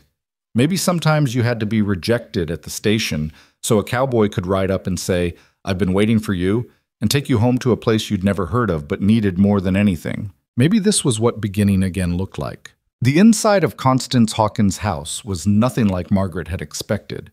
Where she'd anticipated rustic simplicity, she found warmth and character. Walls lined with bookshelves overflowing with volumes, comfortable furniture that showed use but not neglect, windows dressed with curtains that let in the afternoon light while maintaining privacy. A large fireplace dominated one wall, its mantel crowded with photographs in simple frames, and everywhere Margaret looked, she saw evidence of a life fully lived. "Sit, please," Constance said, guiding her to a chair upholstered in faded blue fabric. "You must be exhausted. 3 days on the road with Rowan? He's wonderful company, but that wagon isn't exactly a luxury conveyance." Margaret sank into the chair gratefully, feeling muscles she hadn't known existed protest the movement. "He was very kind, very thoughtful. He's a good man." Constance moved to a sideboard and poured 2 glasses of what looked like lemonade from a sweating pitcher. "I know what you're thinking. How could I trust a convicted horse thief to bring a woman I'd never met safely across the territory? But I've known Rowan Pierce for 6 years now, and I'd trust him with my life, with anyone's life." She handed Margaret a glass, the liquid cold and tart and absolutely perfect after days of creek water and trail coffee. Margaret drank deeply before responding. "He told me about his past, about his brother, about prison, about everything, really. We had a lot of time to talk. And you came anyway." Constance settled into the chair opposite, studying Margaret with those dark, penetrating eyes. "That tells me something about your character, that you can look past a man's mistakes to see what he's become. That's a rare quality, Mrs. Hale." "Please, call me Margaret, and I—" She hesitated, choosing her words carefully. "I'm in no position to judge anyone for their past. My own recent history isn't exactly something to be proud of." "Being widowed isn't a failing," Constance said sharply. "Neither is being poor or desperate or rejected by small-minded people who should know better. Don't let Aldrich and his ilk make you feel ashamed for surviving." The fierce protectiveness in her voice startled Margaret. This woman barely knew her, yet she was already defending her, already treating her rejection at Tucson as a personal affront. "How did you even know about what happened?" Margaret asked. "Your letter said your cousin was on the school board, but how did she know to contact you?" Constance smiled, the expression softening her weathered features. "Beatrice has been trying to get me to move back to Tucson for years. Thinks I'm wasting my life out here in the wilderness. When she heard the board had hired a young widow from St. Louis, she wrote me all about it, partly to show me that even small towns need educated women, partly just to gossip. Then, 3 days later, she sent a telegram. Just 3 words. Aldrich destroyed her." She paused, her expression darkening with remembered anger. I knew what that meant. Conrad Aldrich is a bully and a coward who uses his money to control people. The fact that he'd blocked your hiring because of some twisted moral judgment about widowhood. She shook her head. I wired Beatrice back immediately and asked where you were. She said you were probably already on your way to Cedar Springs, planning to catch the train to Tucson. So I sent Rowan with instructions to meet every train until you appeared. Margaret felt tears threatening again. You did all that for a stranger. I did it because it was right, and because... Constance leaned forward, her gaze intense. Because I know what it's like to have the world decide you're not good enough. When my husband died, several of our so-called friends suggested I should sell the ranch and move back east, live with relatives, become someone's poor relation, as though a woman couldn't possibly run a ranch on her own, as though I needed a man to make my life legitimate. But you didn't sell. Hell no, I didn't sell. Constance's smile was fierce. I hired good people, learned everything I didn't already know, and built this ranch into something profitable and sustainable. And along the way, I discovered that the best people are often the ones society has discarded. Rowan and his fellow ex-convicts work harder and more honestly than half the supposedly respectable men I've known. The Mexican families who stayed after the mines closed are the backbone of this community. The drifters and the outcasts and the second chancers, they're the ones who made Whispering Pines into a real town. She stood, pacing to the window to look out at the valley beyond. That's what we are here, Margaret. We're the people who didn't fit anywhere else, who got knocked down and decided to get back up somewhere new. And we take care of each other because we understand that life is hard enough without making it harder for folks who are just trying to survive. Margaret absorbed this, feeling something in her chest expand. A sense of belonging, perhaps, or just relief at finding a place where being broken wasn't a disqualification, but rather a prerequisite for membership. The children, she said. Tell me about them. Constance's expression transformed, pride and affection chasing away the anger. Oh, they're wonderful, challenging, bright, eager. You met the Santangelo children, I assume? Jose and Maria's 3? Yes, at lunch. Miguel asked if I'd teach them better English. He's sharp as a tack, that boy. And his sister Rosita, she's going to be a writer someday. I'd bet my ranch on it. She tells stories that would make you laugh and cry in the same breath. Constance returned to her chair, settling in with the air of someone about to share treasured information. Then there's the Morrison clan, 6 children ranging from 5 to 14. The father, Jack Morrison, works my northern range. The mother died in childbirth 3 years ago, and the oldest girl, Sarah, has been raising her siblings ever since. She's 14 years old and more responsible than most adults I know. Margaret's heart ached for this girl, forced into motherhood before she'd had a chance to be a child herself. I'll make sure she still has time to learn, to be young. I knew you'd say that. Constance's smile was warm. The Johnsons have 4 boys, all of them wild as March hares but good-hearted. The father's a blacksmith, and the boys are learning the trade, but they need book learning too. Then we've got the Chen family. They ran a laundry service for the mine and stayed after it closed. 2 children, boy and girl, both quiet and studious. The Bradleys, the Steeles, the Rodriguezes, I could go on. 19 children total, and every single one of them deserves a chance at education. And you've been teaching them? In your barn? When I can, which isn't nearly often enough. The ranch demands constant attention, especially during calving season or when we're moving cattle. I do my best, but... She spread her hands helplessly. I'm one person with 100 responsibilities. The children need someone dedicated, someone who can give them structure and consistency and proper instruction. They need you, Margaret. The weight of it should have been crushing, but instead Margaret felt energized. Purpose, she realized. This was purpose, tangible and immediate and desperately needed. When can I start? Constance's laugh was delighted. Eager, are you? Good, but first let's get you settled. Your house is ready, or as ready as we could make it in 3 days. It needs a woman's touch, needs furniture and curtains, and all the things that make a house a home. But it's clean and sound, and it's yours for as long as you want it. She stood, gesturing for Margaret to follow. Come on, let's get you over there, let you rest tonight, and tomorrow we'll tackle everything else. The schoolhouse, meeting the families, organizing your curriculum, all of it can wait until you've had a proper night's sleep in a real bed. They walked through town as the afternoon faded toward evening, Constance pointing out landmarks and introducing Margaret to the people they passed. Old Pete at the general store, a wizened man with kind eyes who promised to have supplies ready whenever she needed them. Jimmy Two Fingers at the saloon, who played a quick melody on his guitar in greeting, the missing fingers apparently no impediment to his skill.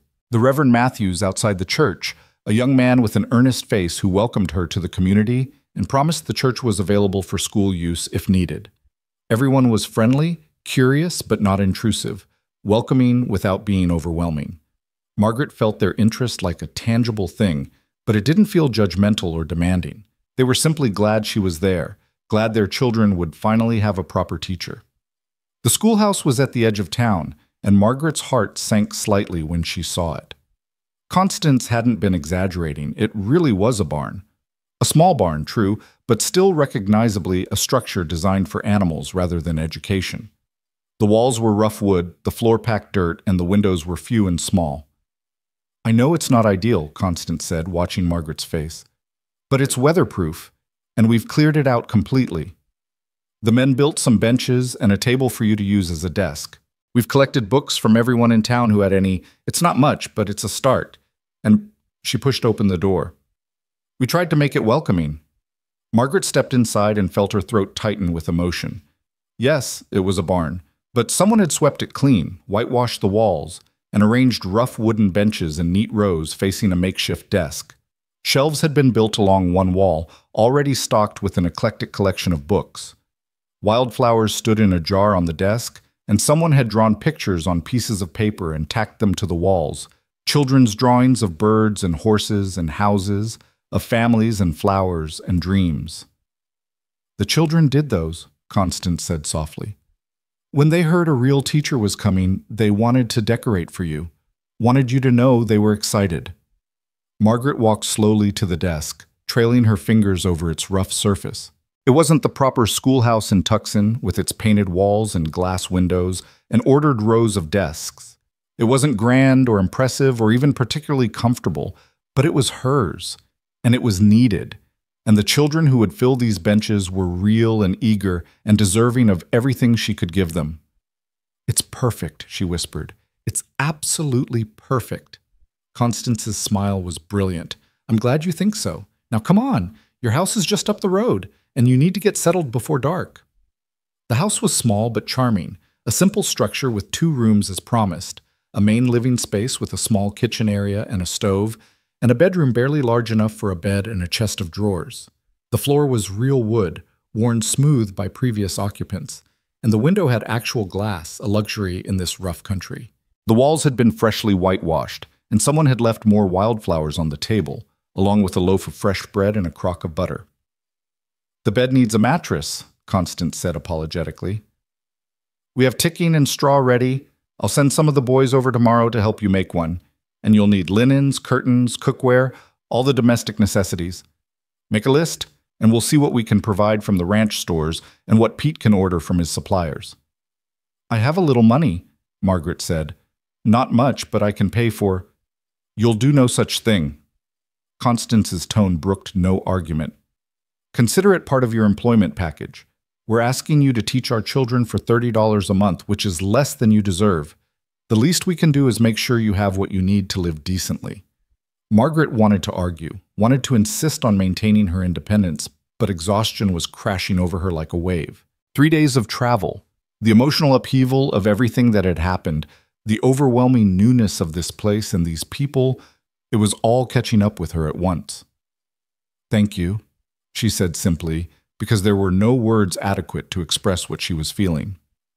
Constance squeezed her shoulder gently. "You're welcome, dear. Now, there's a bedroll on the bed frame for tonight. It's not ideal, but it'll do until we get you a proper mattress. I'll have someone bring you dinner in an hour or so. Tomorrow, after you've rested, we'll start getting you properly settled. Does that sound manageable?" "Yes. Thank you. For everything." After Constance left, Margaret stood in the center of her new home, turning slowly to take it all in. It was sparse, nearly empty, but it was hers. A place where she could close the door and be private, where she could build a life according to her own design rather than someone else's expectations.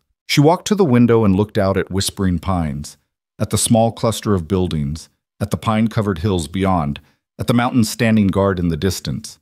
Somewhere out there, Rowan was probably unsaddling his horse, settling back into his own life after 3 days of playing escort to a desperate widow. Tomorrow, he'd promised to take her to the schoolhouse again, to help her prepare for her first day of teaching. Tomorrow felt very far away and impossibly close at the same time. A knock at the door interrupted her thoughts. She opened it to find a young woman, perhaps 20, with dark hair and a shy smile, holding a covered basket. "Mrs. Hale? I'm Sarah Morrison. Mrs. Hawkins asked me to bring you supper." The 14-year-old who was raising 5 siblings. Except she didn't look 14. She looked older, care and responsibility having aged her prematurely. Margaret smiled warmly, stepping back to let her in. "Sarah, thank you. Please come in. And call me Margaret. We're going to be seeing a lot of each other, and I'd like us to be friends as well as teacher and student." Sarah's face lit up with surprised pleasure as she set the basket on the table. "Really? I'd like that. I brought stew and cornbread, and there's apple pie because Mrs. Hawkins said you'd probably need something sweet after your journey." They sat together at the small table, and Margaret learned that Sarah's mother had died giving birth to the youngest child, Tommy, who was now 3. Sarah had been 11 at the time, suddenly responsible for a newborn, a 5-year-old, and 4 children in between. Her father worked long hours on the ranch, coming home exhausted, and Sarah had learned to cook, clean, mend clothes, and parent her siblings while still being a child herself. "Don't you resent it?"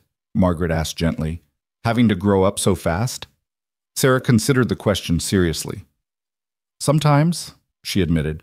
"Sometimes I see other girls my age, and they're worried about dresses and boys and silly things, and I think about how I can't remember the last time I worried about anything except whether Tommy's cough is serious or if we have enough flour to last until Papa's next payday.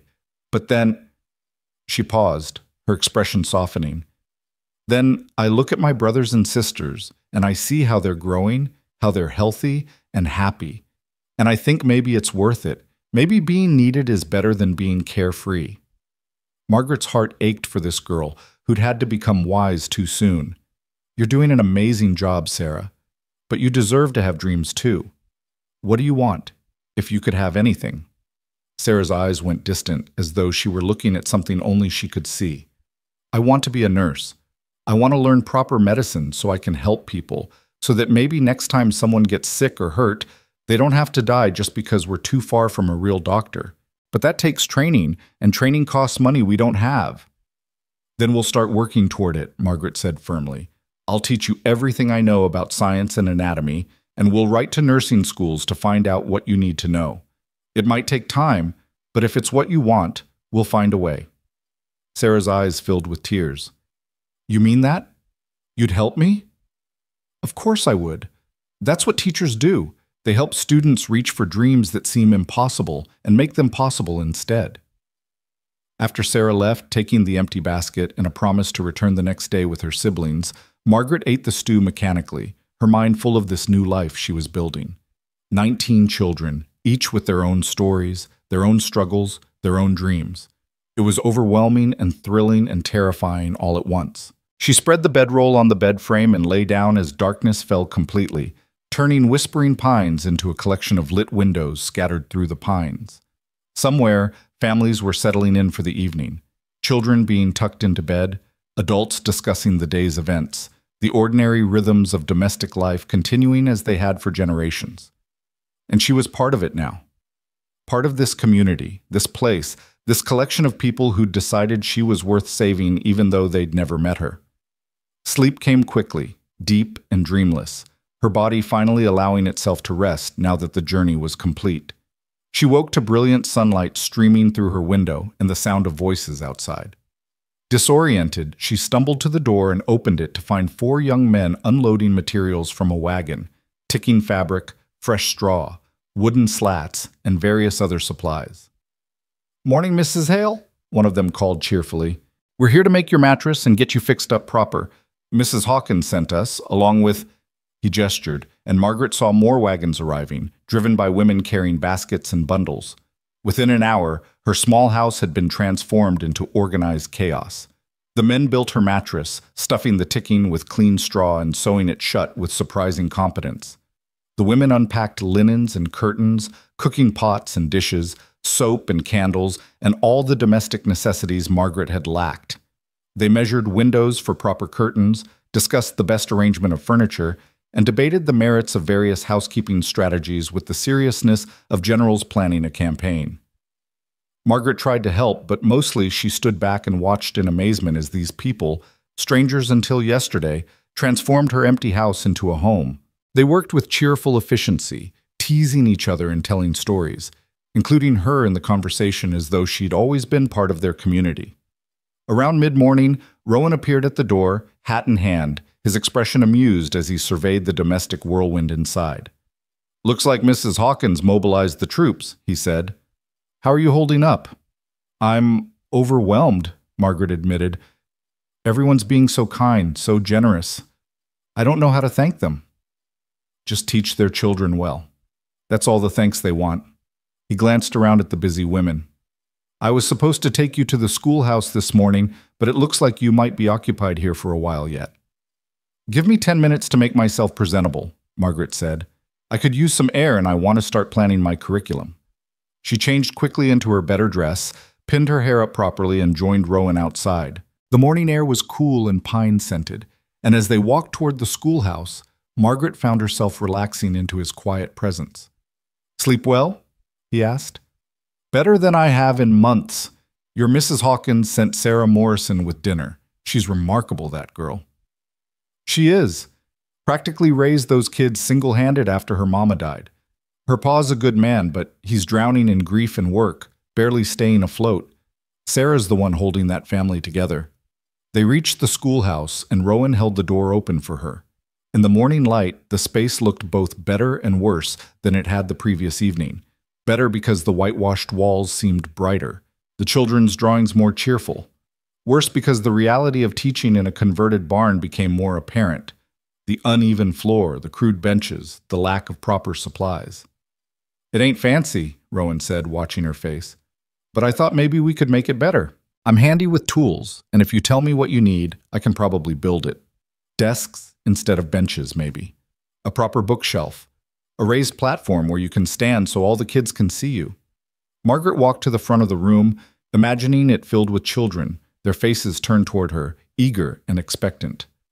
"Could you build individual desks, with space for them to keep their slates and books?" "Sure. Take me a few weeks working evenings, but I could do it." "And maybe a real chalkboard? I know slate is expensive, but even a board painted with slate paint would work." "I'll talk to Pete about what he can order." Rowan moved around the room, assessing.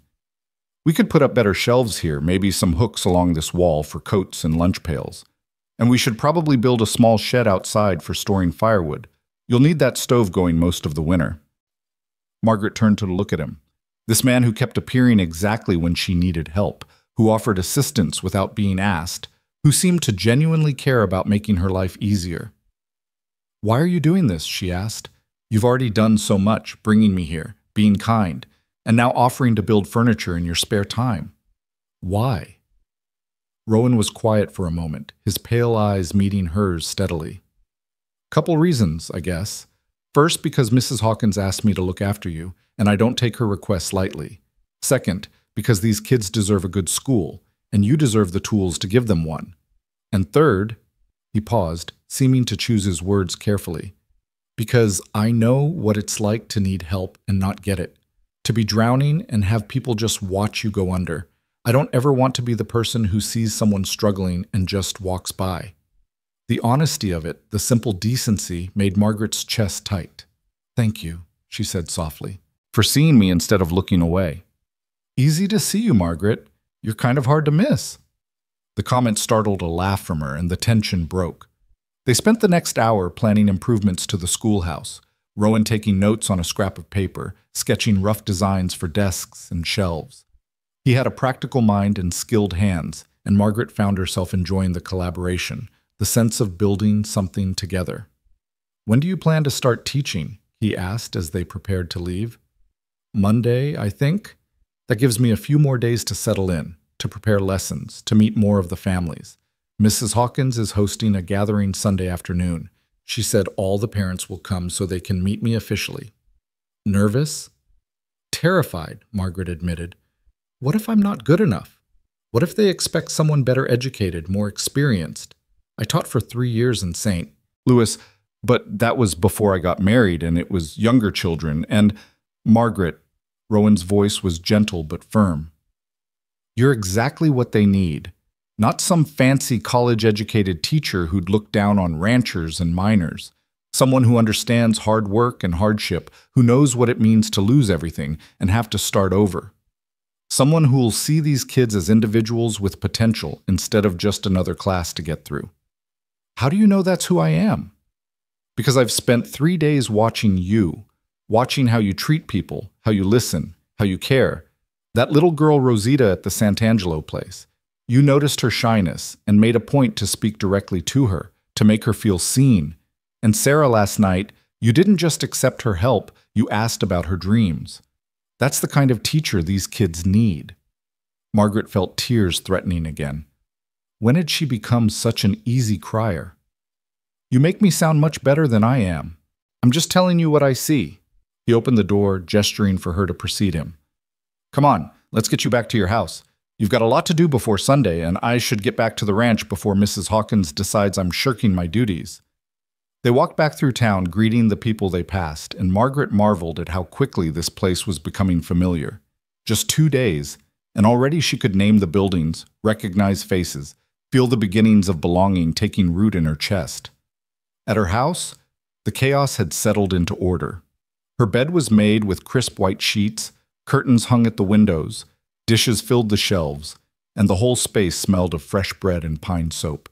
The women were just finishing, and they gathered around to show her what they'd done, pointing out storage spaces and explaining the quirks of the wood stove. Thank you, Margaret said, her voice thick with emotion. All of you. It's more than I ever expected.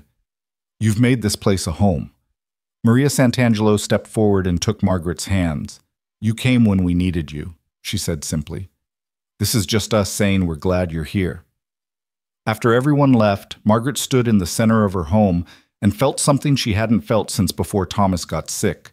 Happiness. Not the absence of sadness, but actual happiness. The kind that came from being exactly where you were supposed to be, doing exactly what you were meant to do. The next few days passed in a blur of activity.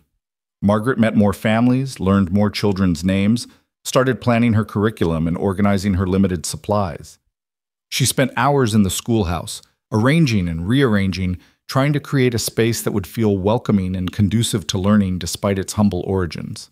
Rowan appeared each evening after his ranch work was done, bringing wood he'd cut to size for desks, tools borrowed from the smithy, and his steady presence that somehow made every task seem more manageable. They worked side by side as twilight faded into darkness, him building and her organizing, talking easily about everything and nothing.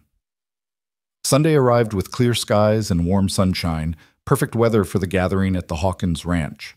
Margaret dressed carefully in her best dress, still black because her mourning period wasn't technically over, but she'd added a white collar that made it seem less funereal.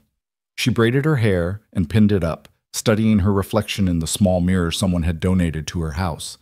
She looked nervous, she thought, but also hopeful, also ready. The Hawkins Ranch was transformed when she arrived. Tables set up on the lawn, food covering every surface, children running wild in the sunshine while parents gathered in clusters, talking and laughing. Margaret felt a moment of panic, all these people, all these expectations. But then Constance was at her side, introducing her, easing her into conversations, making sure she never felt alone or overwhelmed. The families welcomed her warmly, asking about her plans for the school, offering their own children's strengths and challenges. The Morrison father, Jack, shook her hand with tears in his eyes and thanked her for being kind to Sarah. The Chen family brought her a beautiful drawing their daughter had made, depicting a schoolhouse surrounded by happy children.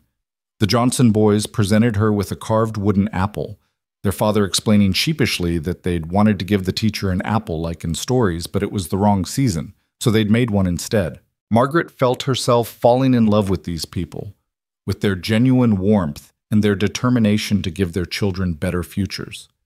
This was what teaching was supposed to be, not just imparting knowledge, but becoming part of a community, invested in its children's success because their success was everyone's success. As the afternoon wore on, she found herself sitting with a group of women discussing everything from curriculum to cooking to the challenges of frontier life. They included her naturally in their conversations, asking her opinions, sharing their own experiences, treating her like she'd always been one of them. Across the lawn, she saw Rowan playing with some of the younger children, letting them climb on him like he was a human jungle gym, his laughter carrying across the distance. He caught her watching and smiled, that warm, genuine smile that transformed his weathered face, and Margaret felt something shift in her chest, something she quickly pushed away because it was too soon, too complicated, too much to examine when she was still figuring out how to be a widow who was learning to live again. As the sun began to set and families started preparing to leave, Constance found Margaret and drew her aside. "Well," she asked, "what do you think? Can you be happy here?" Margaret looked around at the people who'd become her community in less than a week, at the children who would be her students, at the mountains standing guard over this small valley where people who didn't fit anywhere else had found a place to belong. "Yes," she said, and meant it with her whole heart. "Yes, I think I can be very happy here indeed." Monday morning arrived with a crispness in the air that spoke of autumn's approach, and Margaret woke before dawn with her stomach in knots. Her first day as the teacher of Whispering Pines. She dressed carefully, braided her hair with trembling fingers, and stood in her small kitchen trying to force down breakfast she couldn't taste. Through her window, she could see the schoolhouse in the distance, waiting. All those children, all those expectations, all those dreams resting on her ability to be enough. She was halfway to the door when she heard the sound of a horse approaching. Through the window, she saw Rowan dismounting, and despite her nervousness, she felt a small smile tug at her lips. Of course he was here. He always seemed to be here when she needed someone. "Morning," he called as she stepped outside. "Figured you might appreciate some company walking to your first day. Is it that obvious I'm terrified? You look calm as anything to me, but I remember my first day working for Mrs. Hawkins, how my hands wouldn't stop shaking, how I was sure I'd mess everything up and prove everyone right about convicts being worthless." He fell into step beside her, his horse trailing behind. Turned out the anticipation was worse than the reality. Once you start doing the thing you're scared of, the fear gets smaller. They walked through town as it was waking up, smoke beginning to rise from chimneys, doors opening as people started their day. Several folks called out good luck wishes to Margaret, and she waved back, grateful for the support even as it amplified the pressure she felt. At the schoolhouse, Rowan tied his horse to a post and followed her inside. The space looked better than it had even a few days ago. He'd finished 3 of the small desks he'd been building, and they sat in the front row like promises of things to come. The chalkboard he'd painted on one wall was still drying, but it would be ready by tomorrow. Fresh firewood was stacked neatly by the stove, ready for when the mornings grew cold enough to need it. "You've done so much," Margaret said, running her hand over one of the desks. "These are beautiful, Rowan, better than what we had at my school in St. Louis. They're just wood and nails, nothing special. They're special because you made them with care, because you were thinking about the children who'd use them, wanting them to have something good." She looked up at him. "That matters. It means something." He shifted uncomfortably the way he always did when she thanked him, as though gratitude was something he didn't know how to receive. "I should let you get ready. The kids will start arriving soon, and you probably need—" "Rowan." She touched his arm lightly, stopping him. "Thank you for everything. For being here this morning when I was too nervous to breathe properly. For making furniture in your spare time. For believing I can do this." His pale eyes held hers, and something passed between them, something warm and complicated that Margaret wasn't ready to name. "You can do this, Margaret. I know you can, and I'll be back after school to hear how it went, if that's all right with you." "I'd like that." He left, swinging back into his saddle with that easy grace, and Margaret watched him ride away before turning to face the empty schoolhouse. She took a deep breath, straightened her shoulders, and began preparing for her students. She wrote the date on the chalkboard in careful letters, September 15th, 1878, and below it, "Welcome." She arranged books on the shelves, set out the few slates and pieces of chalk she had, and placed the carved wooden apple the Johnson boys had given her prominently on her desk, where she could see it whenever doubt crept in. Then she heard them, the sound of children's voices, high and excited, getting closer. Her heart hammered as the door burst open and they flooded in. 19 children ranging from tiny Tommy Morrison, barely 3 and clutching his sister Sarah's hand, to Miguel Santangelo at 12, trying to look grown up and failing to hide his eagerness. They stopped when they saw her, suddenly shy, these children who'd been running and shouting a moment before. Margaret smiled, trying to project a confidence she didn't quite feel. "Good morning," she said. "My name is Mrs. Hale, and I'm so very happy to meet all of you. I've heard wonderful things about how eager you are to learn, and I promise to do my very best to be the teacher you deserve. Now, why don't we all sit down? The 3 desks in front are finished, so our oldest students can use those, and everyone else on the benches.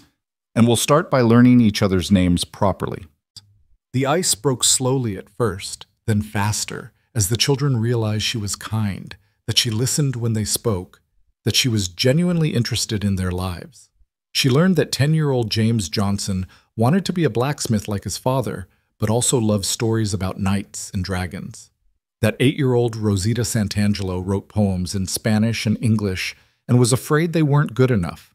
That the Chen children, Lee and May, spoke perfect English, but their parents worried it wasn't proper enough.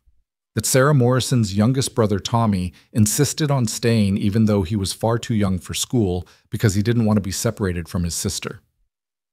Margaret spent the morning assessing their abilities, discovering that they ranged from children who could barely write their names to others who read at levels beyond their years. She would need to teach multiple grades simultaneously, which was challenging but not impossible. She'd done it before in St. Louis, though never with such a wide range of ages and abilities. By lunchtime, when the children scattered outside to eat the food they'd brought in pails and baskets, Margaret felt exhausted but exhilarated. This was why she'd become a teacher. This moment when knowledge sparked in a child's eyes, when understanding dawned and you could see them making connections, growing, becoming more than they'd been an hour before.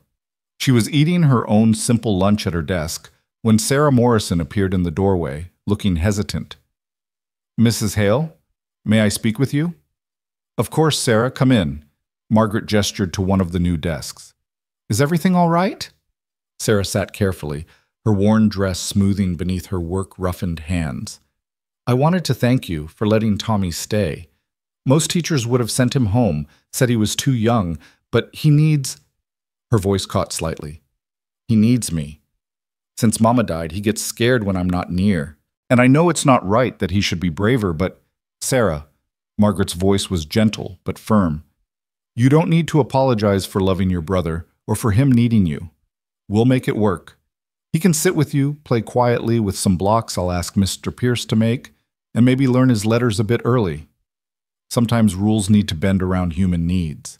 Tears welled in Sarah's eyes. "You meant what you said about helping me become a nurse." "I absolutely meant it. In fact, I was thinking, you're one of my strongest students, and you're clearly capable of more advanced work. What if I gave you extra assignments in the afternoons after the younger children are dismissed? Science, anatomy, mathematics, everything you'll need to know if you pursue nursing." Sarah's expression transformed, hope lighting her features like sunrise. "Really? You do that?" "It would be my privilege. You're remarkable, Sarah Morrison. You've held your family together through unimaginable hardship, raised 5 children while barely more than a child yourself, and you still have dreams. That's not just remarkable, it's extraordinary. I want to help you reach for those dreams." After Sarah left, wiping tears and smiling for what looked like the first time in years, Margaret stood at the schoolhouse door and watched her students play. They were roughhousing and laughing, their joy uncomplicated, and she felt a fierce protectiveness rise in her chest. These children, these beautiful, hopeful, deserving children, she would give them everything she had, every bit of knowledge and encouragement and belief she possessed. The afternoon session went smoothly, though by the end of the day Margaret's voice was hoarse from talking and her back ached from bending over students helping them with their work. But as the children filed out, calling goodbyes and thank yous and promises to do their homework, she felt a satisfaction deeper than any she'd known in months. She was cleaning the chalkboard when Rowan appeared in the doorway, hat in hand, his expression curious and slightly anxious. "Well, he asked. How was it? Margaret turned to him, and to her surprise, tears spilled down her cheeks. Rowan's face went through a series of rapid changes, alarm, concern, the beginning of panic, before she laughed and shook her head. They're wonderful, she said, her voice breaking. Rowan, they're so wonderful, smart and eager and funny and kind. And they need so much. They need books and proper supplies and individual attention, but they're so grateful for whatever I can give them. I feel like I've been given a gift, being allowed to teach these children. Relief flooded his features. You scared me for a minute there. Thought maybe something had gone wrong. No, nothing wrong. Everything right? Maybe for the first time in a very long time. She wiped her eyes, embarrassed by her emotional display. I'm sorry. I don't know why I'm crying. Sometimes happy feels the same as sad when you're not used to feeling it. Rowan stepped into the schoolhouse, looking around at the evidence of the day's lessons. Chalk dust on the floor, slates stacked on her desk, a child's drawing left behind showing what appeared to be Mrs. Hale surrounded by smiling students. They liked you, I can tell. The kids were practically bouncing walking home, talking about what they learned. You saw them? Rode past as they were leaving. Rosita Santangelo ran up and told me you said her poems were beautiful, said she'd never had anyone call her writing beautiful before, and she was going to write one about you. He smiled slightly. You've got a fan for life there. Margaret felt warmth spread through her chest. She's talented, really talented. I told her I want her to write in both Spanish and English, that being bilingual is a gift, not something to hide. Her mother seemed worried about that, about whether I'd allow Spanish in school. Most teachers around here forbid it, say the kids need to speak proper English if they want to succeed in America. Well, I'm not most teachers. These children should be proud of their heritage, their languages, their cultures. Learning English doesn't mean forgetting where they came from. Margaret began gathering books, organizing for tomorrow's lessons. I want them to see their differences as strengths, not weaknesses. Rowan watched her move around the schoolhouse with a soft expression she couldn't quite read. Mrs. Hawkins was right about you. What do you mean? She said you were exactly what this town needed. Someone who saw people as they were and decided that was enough, that they didn't need to change to deserve kindness or opportunity. He paused, then added quietly, like she did with me, like you're doing with these kids. Margaret stopped organizing and looked at him fully. You keep talking about what Mrs. Hawkins gave you, about second chances and redemption, but Rowan, you earned all of that. She might have opened the door, but you're the one who walked through it and kept walking in the right direction. That takes strength and character. You should be proud of who you've become. Something flickered across his face. Gratitude, perhaps. Or maybe just the painful hope of someone beginning to believe they might actually deserve good things. Walking you home? He asked, deflecting as he always did when conversations turned to his worth. I'd like that. They walked through town in the golden light of late afternoon, and Margaret marveled at how quickly this place had become familiar, how easily she moved through it now. Just a week ago, she'd been a stranger. Now people called her name, asked how her first day went, told her their children had come home full of excitement about school. The whole town's talking about you, Rowan said, amusement in his voice. You made quite an impression. Old Pete said the Johnson boys came into the store and announced you were the smartest lady they'd ever met, and Maria Santangelo told Mrs. Hawkins you were an answer to prayer. That feels like too much pressure, Margaret admitted. What if I can't live up to their expectations? You're already exceeding them just by being here, by caring. That's more than they had before. He glanced at her. You hungry? I know you probably didn't eat much at lunch. Teachers never do. Too busy helping students. I could bring something by from the saloon. Jimmy makes a decent stew, and his biscuits are almost as good as Mrs. Hawkins. Margaret realized she was starving, that in her nervousness this morning she'd barely eaten breakfast and had only picked at lunch. That sounds wonderful, actually, thank you. Give me half an hour. I'll feed my horse and clean up a bit. I've been working cattle all afternoon and probably smell like it. He left her at her door, and Margaret went inside, sinking into one of the chairs with a grateful sigh. Her small house welcomed her like an embrace. The neat space she'd created, the curtains she'd hung, the books stacked on the small table she used as a desk. This was home now, she realized. Not the house in St. Louis with its yellow roses and its memories of Thomas. This small, simple structure in a town she'd never heard of 3 weeks ago. She'd just changed out of her teaching dress into something more comfortable when Rowan knocked. He'd clearly washed quickly. His hair was still damp, and he'd changed into a clean shirt. He carried a covered basket that smelled absolutely heavenly. "Jimmy sent enough for two," he said. "Hope you don't mind if I join you. Seems a shame to eat alone when we've both had long days." They sat at her small table, and Margaret couldn't remember food ever tasting better. As they ate, she told him about her students in detail, their personalities, their abilities, their dreams. He listened with genuine interest, asking questions, making observations that showed he knew many of these children well. "Sarah Morrison came to thank me for letting Tommy stay," Margaret said, soaking up stew with a piece of Jimmy's biscuit. "She was so grateful, Rowan, as though allowing a 3-year-old to stay with his sister was some enormous kindness instead of basic human decency. That's because most people don't show her basic human decency. They see a girl raising her siblings and think it's her duty, that she should just accept it without complaint. Nobody asks what she wants, what she dreams about. You did. That matters more than you know. I'm going to help her become a nurse."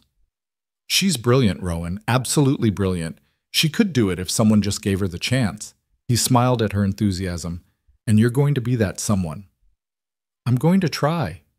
Margaret paused, then asked, "What about you? What were your dreams before everything happened with your brother?" Rowan was quiet for a long moment, his fork stilling. "Sam and I used to talk about having our own ranch.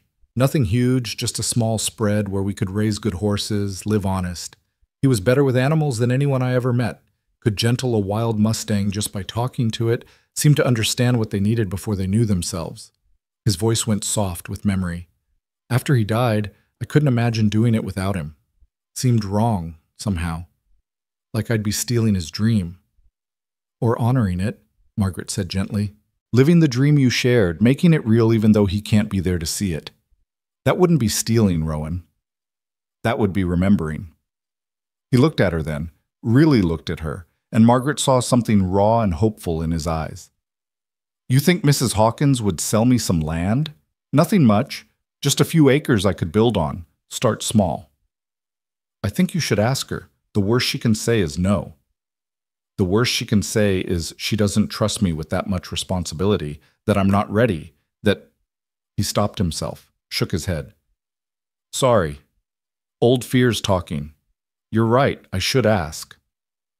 They finished eating as darkness fell completely, talking about everything and nothing, his work on the ranch, her plans for the school, the changes coming to the territory as more people moved west. It was comfortable, easy, like they'd been having these conversations for years instead of barely a week. When Rowan finally stood to leave, gathering the empty basket, Margaret walked him to the door. The night was clear and cold, stars brilliant overhead, and for a moment they just stood there, neither quite willing to end the evening. "Thank you for dinner," Margaret said, "and for being here this morning, for checking on me tonight, for everything, really." "It's easy to be here for you, Margaret. You make it easy." He settled his hat on his head, his face shadowed but his voice warm. "Sleep well. Tomorrow's another day with those wonderful students of yours."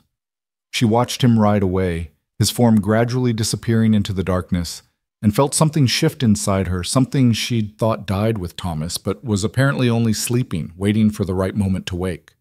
The weeks that followed fell into a rhythm that felt like music, challenging but beautiful, exhausting but fulfilling. Margaret taught from dawn until afternoon, poured herself into lesson planning in the evenings, and spent Sundays with various families, learning about her students' lives outside school. The children blossomed under her attention, their reading improving, their confidence growing, their curiosity expanding beyond the boundaries of their small town. Rowan appeared regularly, always with some excuse, bringing more firewood, delivering messages from Mrs. Hawkins, showing her a book he thought she might like. But really, they both knew, he came because they enjoyed each other's company, because their conversations filled something empty in both of them, because slowly, carefully, they were becoming essential to each other's lives. It was October when Mrs. Hawkins invited Margaret to dinner at the ranch house, a small gathering that included just Margaret, Rowan, and Constance herself. They ate at the big dining table, and the conversation flowed easily between the three of them. Talk of the school's progress, the ranch's preparations for winter, the territorial politics that might affect them all. After dinner, as they sat by the fire with coffee, Constance studied them both with those knowing dark eyes. "I have a proposition," she said. "Rowan, you've been working for me for 6 years. You're the best ranch hand I've ever employed, and more than that, you're someone I trust completely. I'd like to sell you 100 acres on the eastern edge of my property, good land with water access and timber for building, enough to start that horse ranch you and Sam used to dream about." Rowan's cup clattered against its saucer, coffee nearly sloshing over the rim. "Mrs. Hawkins, I can't afford—" "You can work it off. 20 years at reduced wages, or 15 if you want to pay a bit more. I'll draw up papers making it all legal and proper. The land's yours, Rowan. You've earned it." She smiled. "Besides, I'm not getting any younger. I'd like to know that when I'm gone, this valley will be cared for by people who love it. You're one of those people." Margaret watched Rowan's face cycle through disbelief, hope, and something that looked like the beginning of tears. "I don't know what to say except thank you. Thank you for believing in me when nobody else did. Thank you for giving me a life worth living. You gave yourself that life by choosing to live it well. I just opened a door." Constance turned to Margaret. "And you, my dear, how are you settling in, truly?" "Better than I ever imagined possible," Margaret said honestly. "The children are wonderful. The town has welcomed me completely, and I feel—" She paused, searching for the right words. "I feel useful again, like I matter, like my life has purpose." "Good. You deserve that." Constance's eyes moved between Margaret and Rowan, and a small smile played at her lips. "You both deserve happiness, and I think—" She stopped, shook her head. "Never mind. Some things need to develop in their own time without old women interfering." Walking home that night, Rowan beside her as always, Margaret thought about Constance's words. Some things developing in their own time. Was something developing between her and Rowan? She couldn't deny the way her heart lifted when she saw him, the way his smile had become the best part of her day, the way she found herself thinking about him at odd moments, wondering what he was doing, whether he was safe, if he'd stopped by that evening. But Thomas had only been dead 8 months. Was it too soon to feel these things? Was she betraying his memory by finding herself drawn to another man? "You're quiet," Rowan observed. "Everything all right?" "Just thinking about how strange life is. How 3 months ago I was standing on a train platform thinking my life was over, and now—" She gestured at the town around them, at the mountains beyond, at everything that had become precious to her. "Now I can't imagine being anywhere else." Fate works in mysterious ways, my mama used to say.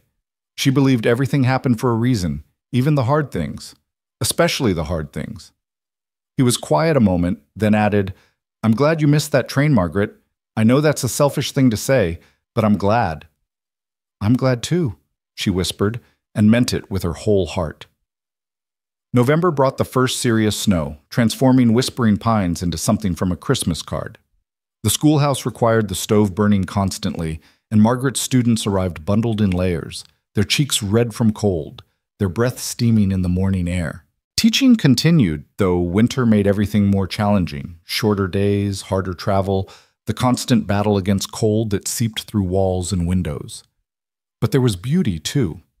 The way snow transformed the pines into frosted sculptures, the way the children's laughter echoed in the crystal-clear air, the way the whole town seemed to draw closer together, sharing resources and helping each other through the hardest season.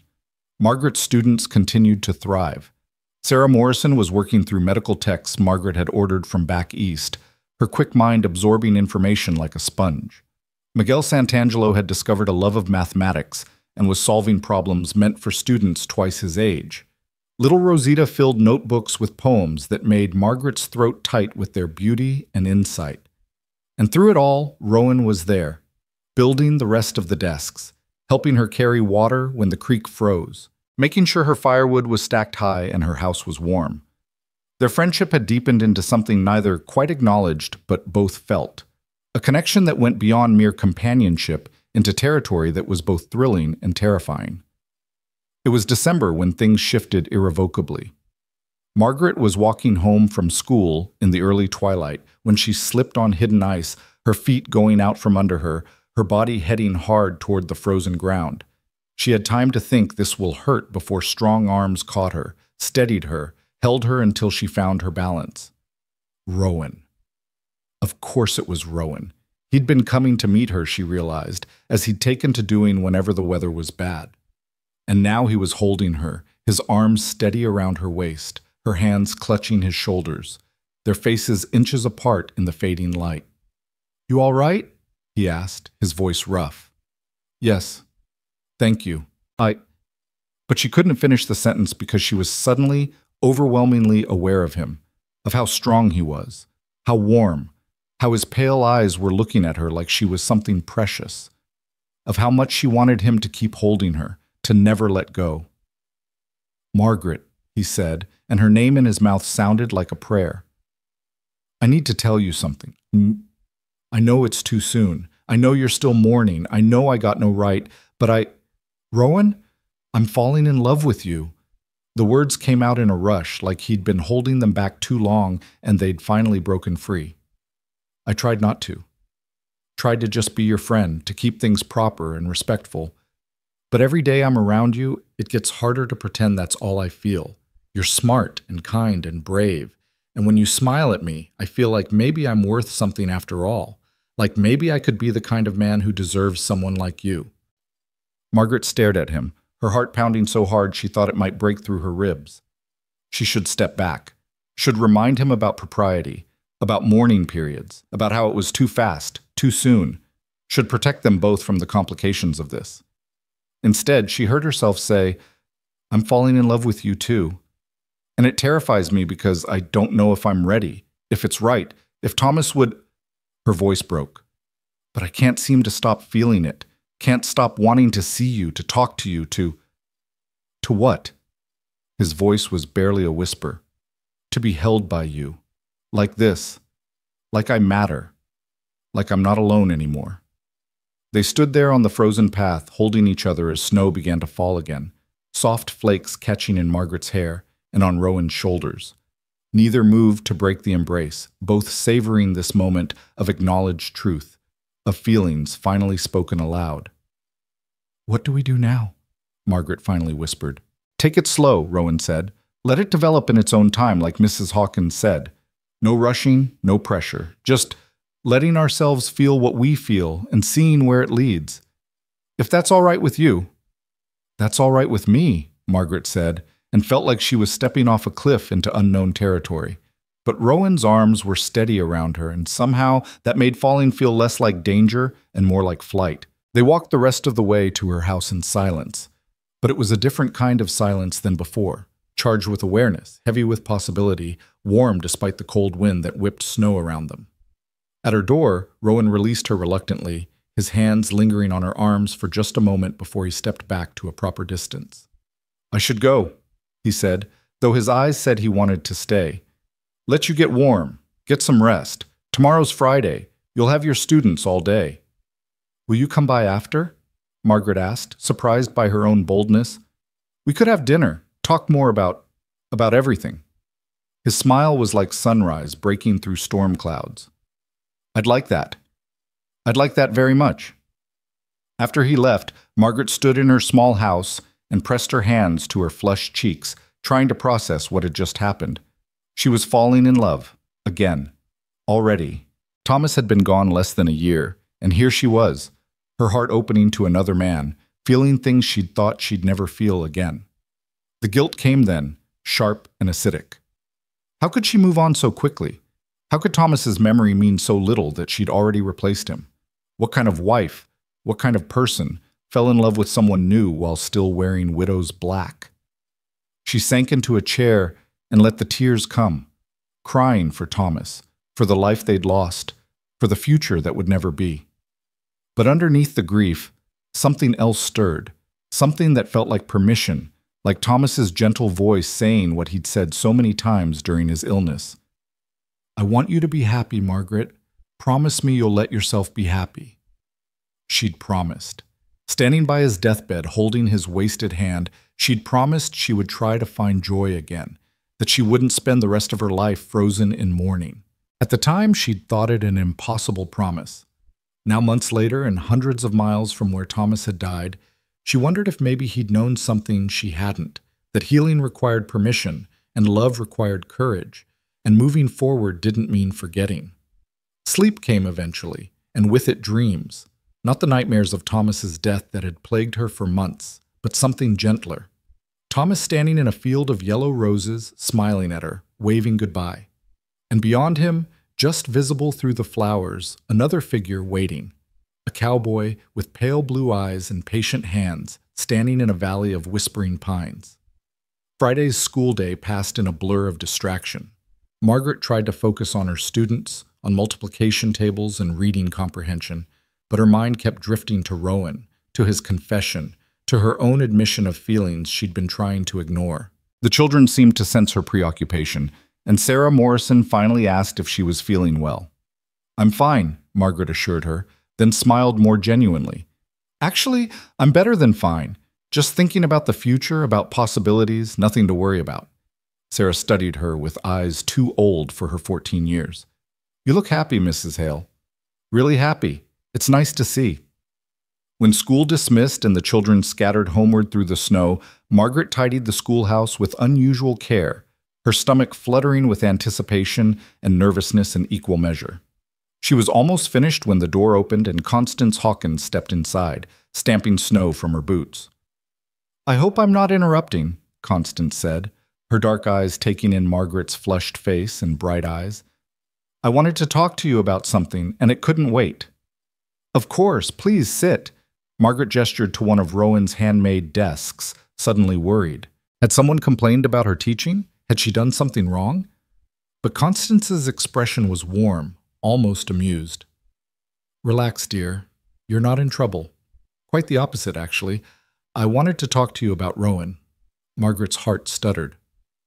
"Oh, did he say something?" "He didn't have to. I've known that boy for 6 years, and I've never seen him look at anyone the way he looks at you. Like you hung the moon and painted the stars." Constance settled onto the desk, her weathered hands folded in her lap. "And you look at him the same way, though you're both trying very hard to be proper about it." "Mrs. Hawkins, I know how it must seem. I'm still in mourning, and it's too soon, and people will talk—" "Let them talk," Constance interrupted firmly. "Margaret, I'm going to tell you something I wish someone had told me after my husband died. Grief doesn't follow a schedule. It doesn't care about propriety or what society thinks is appropriate. Some people mourn for decades. Some people are ready to love again within months. Neither is wrong. Neither is a betrayal." She leaned forward, her gaze intense. "Your husband, Thomas, wasn't it? Would he want you to be miserable for the rest of your life? Would he want you to deny yourself happiness because of some arbitrary mourning period invented by people who probably never loved anyone as much as you loved him?" "No," Margaret whispered. "He made me promise to be happy, to live fully even after he was gone." "Then honor that promise. Rowan Pierce is a good man who's walked through fire to become someone worthy of respect. He loves you. I can see it in every gesture, every word. And you love him, whether you're ready to admit it or not. Life is too short and too hard to waste time being proper when you could be happy instead." Tears spilled down Margaret's cheeks. "I'm scared. What if I'm using him to fill the empty space Thomas left? What if I can't love him the way he deserves because part of my heart is still buried with my husband?" "Hearts don't work that way," Constance said gently. "They don't have limited capacity. Loving Rowan doesn't mean loving Thomas less. It just means you're brave enough to love again, knowing how much it hurts to lose someone. That takes more courage than staying safe and alone." After Constance left, Margaret sat in the empty schoolhouse and thought about courage. She'd never considered herself particularly brave. She'd married Thomas because she loved him, taught school because she was good at it, traveled to Whispering Pines because she had no other choice.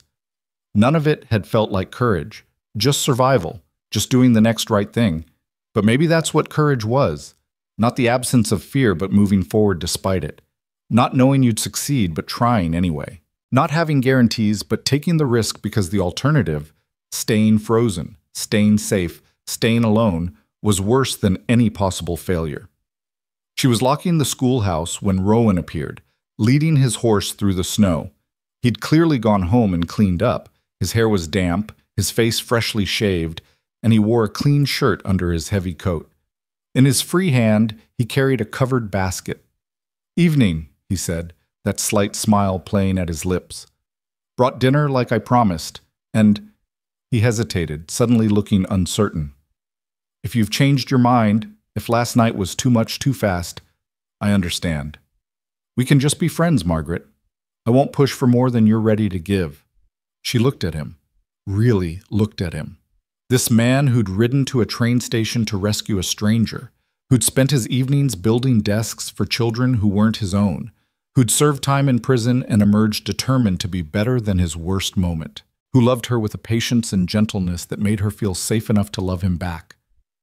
"I haven't changed my mind," she said, "and I'm ready to give more than friendship, Rowan. I'm ready to see where this goes, even though it scares me, especially because it scares me." His expression transformed, relief and joy chasing away the uncertainty. "Then let's get you inside before we both freeze. I've got Jimmy's pot roast and it's actually hot for once." They ate at her small table, the lamp casting warm light over the simple meal.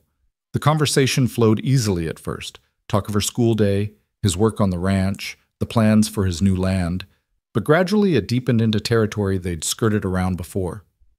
"Tell me about your marriage," Rowan said. "About Thomas. I want to know who he was, what he meant to you.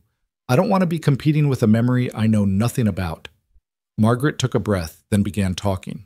She told him about meeting Thomas at a church social, how he'd been shy and bookish and completely different from the other young men who'd pursued her, how he'd courted her with poetry and long walks, with conversations about books and dreams and the kind of life they wanted to build together, how their marriage had been quiet but happy, full of small domestic joys, Sunday breakfasts, reading aloud to each other, planning for children who never came.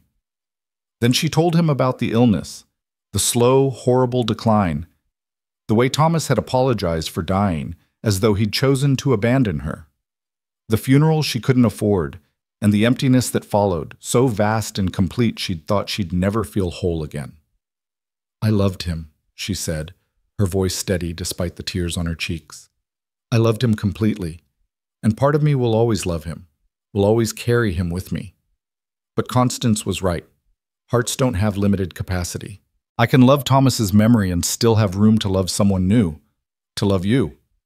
Rowan reached across the table and took her hand, his calloused palm warm against hers. "I'm not trying to replace him, Margaret. I couldn't if I wanted to. He was your husband, your first love, part of your history.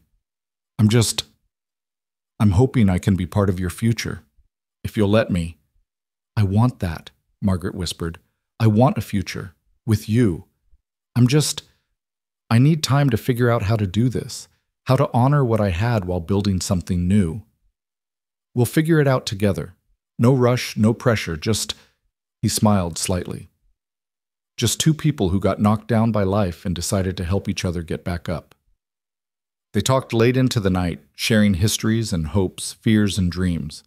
Rowan told her about his childhood in Texas, about learning to ride before he could properly walk, about the war that had taken so many men from his town, about his brother Sam and the dreams they'd shared, the plans that died with him, about prison and the darkness he'd found there, both in the physical confinement and in his own soul. "I was so angry," he said. "Angry at God for taking Sam, angry at the world for being unfair, angry at myself for not being good enough to save him somehow. That's what led me to stealing those horses. I was trying to punish the world because I couldn't punish the fate that took my brother. But you found your way back. With help. Mrs. Hawkins saw something in me I couldn't see in myself. She gave me work and purpose and dignity when I had none. Taught me that redemption wasn't about erasing the past, but about building a future worth having despite it." He looked at Margaret with those pale eyes that saw too much. "Kind of like what you're doing now. Building a future even though the past still hurts." As the fire burned low and the hour grew late, Rowan finally stood to leave.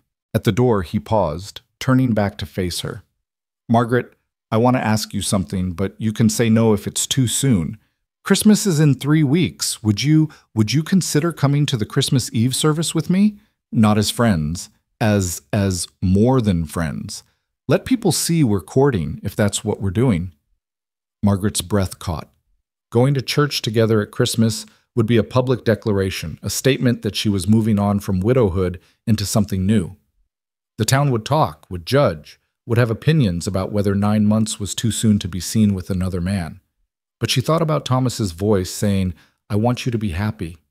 About Constance's words, "Ma, life is too short to waste being proper." About her own realization that courage meant moving forward despite fear. "Yes," she said. "Yes, I'll go with you. I'd be honored to go with you." His smile could have lit the whole valley. "Thank you for trusting me with this.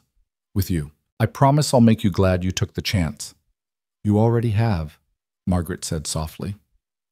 The next 3 weeks passed in a blur of preparation and anticipation. School continued, with Margaret's students making decorations for the Christmas celebration the town was planning. Sarah Morrison was nearly finished with her first medical text and had begun corresponding with a nursing school in Denver, her letters full of cautious hope. Miguel Santangelo had decided he wanted to become an engineer and was devouring every mathematics book Margaret could find. Rosita had written a poem about winter in both Spanish and English that was so beautiful, Margaret sent it to a newspaper in Santa Fe, hoping they might publish it. And through it all, Rowan was there. They were careful to maintain propriety. No unchaperoned evenings alone, no physical contact beyond hand-holding, nothing that would compromise Margaret's reputation. But everyone in town could see what was developing between them, and to Margaret's surprise, the response was overwhelmingly positive. "About time that boy found someone worthy of him," old Pete said, wrapping packages at the general store. "And about time someone saw past that prison record to the man he's become." "You two look at each other like characters in one of those romance novels," Maria Santangelo teased, her eyes warm with approval. "Young love is beautiful, even when it comes the second time around." Even Jack Morrison, Sarah's grieving father, stopped Margaret after church one Sunday and said quietly, "My wife died 3 years ago, and I still can't imagine loving anyone else. But I'm glad you can. Glad you're brave enough to try again. Life's too hard to face it alone." Christmas Eve arrived with clear skies and fresh snow that made whispering pines look like something from a storybook. The church was decorated with pine boughs and candles, and the whole town gathered for the evening service. Margaret wore her best dress, still black, but with a shawl of deep blue that Constance had given her, saying, "You've mourned long enough in unrelieved black. Thomas wouldn't want you to wear darkness forever." Rowan appeared at her door in the early twilight, dressed in what must have been his best clothes, dark pants, a clean white shirt, a vest that brought out the blue of his eyes. He looked nervous and hopeful, and so handsome that Margaret's breath caught. "You look beautiful," he said softly. "Ready?" "Ready?" she confirmed, taking his offered arm. They walked through town together, and Margaret felt the weight of people's eyes on them, curious, assessing, but not unkind. This was it, she realized. This was the moment she stopped being the poor widow from St. Louis and became Margaret Hale of Whispering Pines, teacher and woman with a future that didn't belong to the past. The church service was beautiful, carols sung by voices rough but sincere, the Reverend's sermon about hope and new beginnings, the sense of community that filled the small space with warmth despite the cold night outside. Margaret sat beside Rowan, their shoulders touching, her hand in his, and felt something settle deep in her chest. Peace, she realized. This was peace. The ability to remember Thomas with love while still opening her heart to new possibilities. The knowledge that grief and joy could coexist, that honoring the past didn't mean sacrificing the future. After the service, as people milled around exchanging Christmas greetings and sharing food that had been brought for the celebration, Rowan drew Margaret aside to a quiet corner.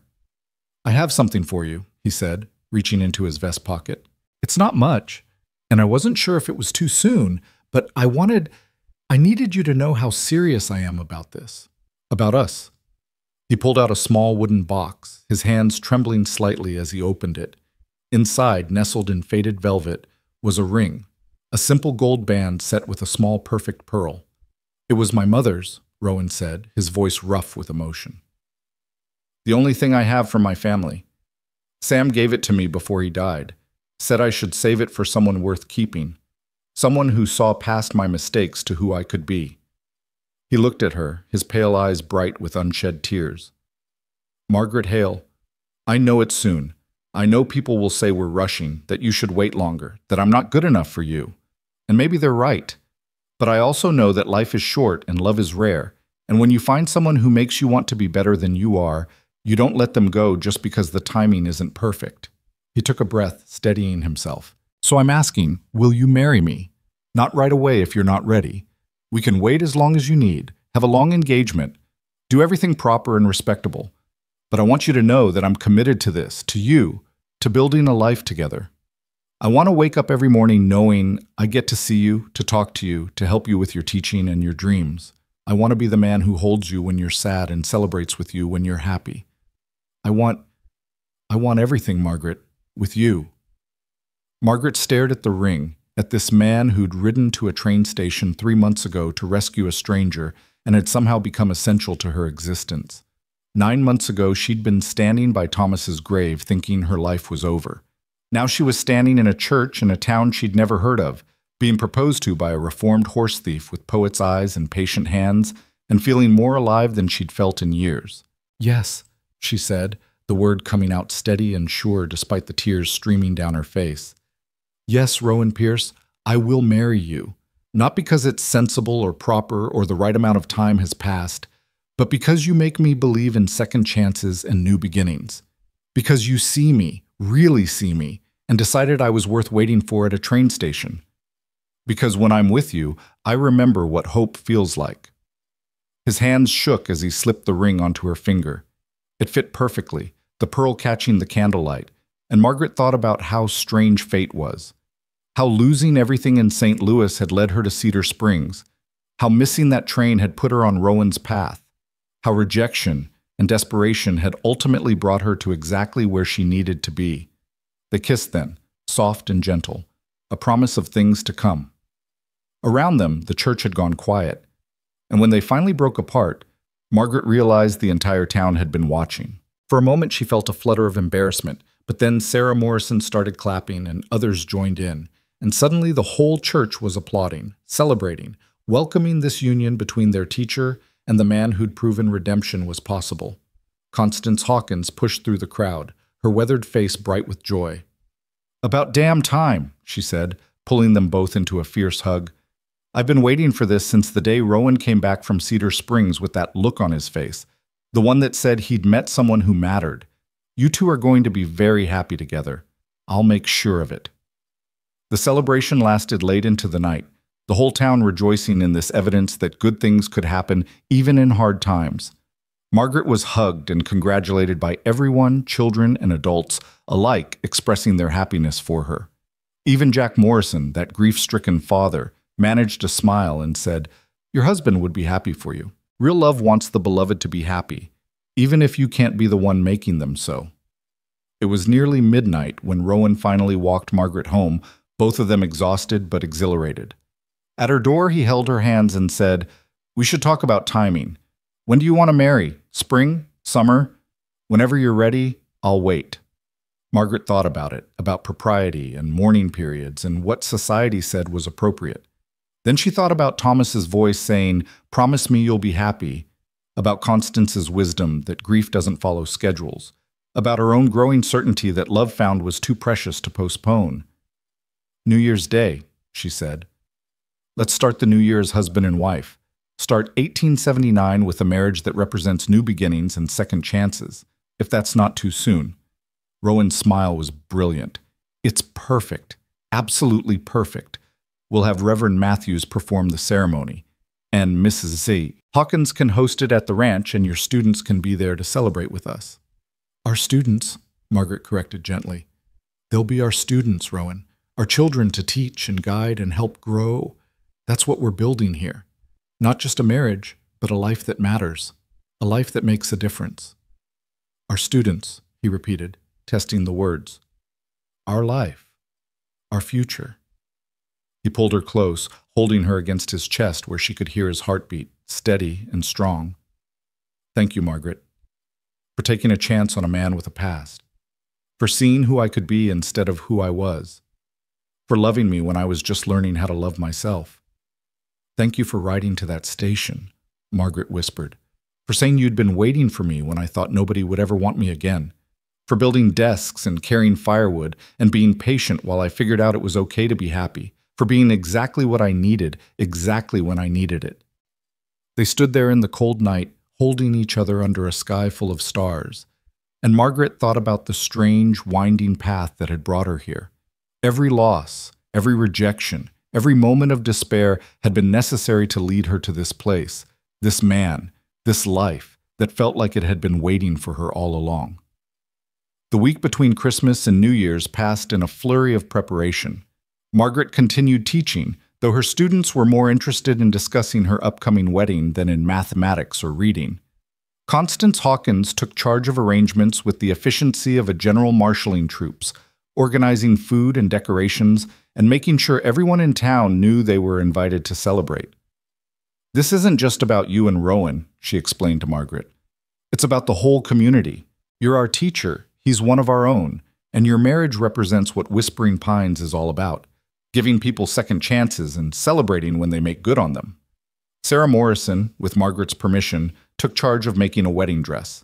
She enlisted the help of several town women, and they worked in secret, creating something beautiful from yards of cream-colored fabric that old Pete somehow produced from his seemingly limitless store inventory.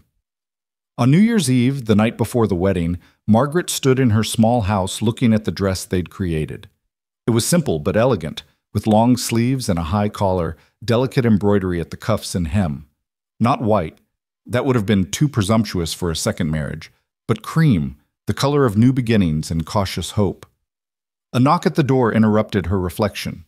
She opened it to find Constance Hawkins, carrying a wooden box. "Thought you might like some company on your last night as a single woman," Constance said, settling into a chair. "Brought you something, too." She opened the box to reveal a delicate lace veil, yellowed slightly with age, but beautiful. "This was mine, for my first wedding. My husband's mother made it, spent months on the lacework. I wore it when I married, and I'd be honored if you'd wear it tomorrow. Every bride should have something old, something borrowed, something blue. This covers old and borrowed." Margaret felt tears threaten again. She'd been so emotional these past weeks, crying at the smallest kindnesses. "It's beautiful. Are you sure?" "I'm sure. You're like a daughter to me, Margaret. The daughter I never had. Seeing you happy, seeing you and Rowan building a life together, it's one of my greatest joys." Constance paused, her expression growing more serious. "I want to tell you something about marriage, something I learned from my own. It's not always easy. There will be days when you're frustrated with each other, when you wonder if you made a mistake. But on those days, remember why you chose each other. Remember that you both know what it's like to lose, to grieve, to start over. That shared understanding will carry you through the hard times. Did you ever regret it? Marrying your husband? Not for a single second. We had 15 years together before his heart gave out, and every one of those years was a gift. I still miss him every day, but I've never regretted loving him, even though losing him hurt more than I can say." She smiled. "Love is always worth the risk, Margaret. Always." After Constance left, Margaret lay in bed thinking about Thomas. She pulled out the small daguerreotype she kept of him, studying his gentle face, his serious eyes, his slight smile. He looked so young in the picture, so full of hope and plans for their future together. "I'm getting married tomorrow," she told the photograph softly, "to a man named Rowan Pierce. He's good and kind and patient, and he makes me happy. I think you'd like him, Thomas. I think you'd approve." She paused, tears sliding down her temples into her hair. "I'm not forgetting you. I could never forget you. You were my first love, my first husband, the man who taught me what marriage could be. But you're gone, and I'm still here, and I need to keep living. I need to let myself love again." She set the photograph on her small table, propped where she could see it. Tomorrow she'd marry Rowan, but tonight belonged to memory and gratitude and saying goodbye to the life she'd thought she'd have, so she could fully embrace the life she'd actually been given. New Year's Day, 1879, dawned clear and cold, the kind of perfect winter morning that made everything seem possible. Margaret woke early, nervous and excited in equal measure. Sarah Morrison arrived with several other women to help her dress, their chatter filling her small house with warmth and joy. "You look like a princess," little Rosita Santangelo breathed when Margaret was finally dressed, the cream-colored gown fitting perfectly, Constance's veil adding an ethereal quality to her appearance. "I feel like one," Margaret admitted, studying her reflection. She looked different than she had on her first wedding day, older, certainly, but also somehow more herself, more sure of who she was and what she wanted. The woman in the mirror had been broken and had chosen to heal, had lost everything and had found the courage to build something new, had loved and grieved and learned to love again. The ceremony was held at the Hawkins Ranch, in the large main room where furniture had been pushed back to make space for everyone. The whole town crowded in, children sitting on the floor in front, adults standing or sitting in whatever chairs could be found. Someone had decorated with pine boughs and winter berries, and a fire roared in the massive fireplace, making the room warm despite the January cold outside. Margaret stood in a small back room with Constance and Sarah, waiting for her cue to enter. Through the door, she could hear the murmur of voices, the occasional laugh, the sense of community gathering to celebrate. "Ready?" Constance asked, squeezing her hand. "Ready," Margaret confirmed, and meant it with her whole heart. She entered the main room on Constance's arm, and everything else fell away except Rowan standing at the front, next to Reverend Matthews. He wore dark pants and a white shirt, his best vest, his hair neatly combed but already showing signs of trying to escape its discipline. His face when he saw her was everything, awe and joy and love and gratitude all mixed together, his pale eyes bright with emotion. The ceremony was simple and beautiful, traditional vows that took on new meaning when spoken by two people who'd both known loss, who both understood that promises of for better or worse weren't just words but actual commitments to stay, even when things got hard. When Rowan said, "Till death do us part," his voice caught, and Margaret squeezed his hands, reminding him that this time, right now, they were both alive and choosing each other. When Reverend Matthews finally said, "You may kiss your bride," Rowan pulled Margaret close and kissed her with a tenderness that made her heart overflow. Around them, the town erupted in applause and cheers, children whooping, adults wiping away happy tears. "Ladies and gentlemen," Reverend Matthews announced, his voice carrying over the celebration, "I present to you Mr. and Mrs. Rowan Pierce." The celebration that followed was joyous and chaotic. There was food enough to feed an army, roasted meats and fresh bread, pies and cakes, vegetables preserved from summer gardens, coffee and cider flowing freely.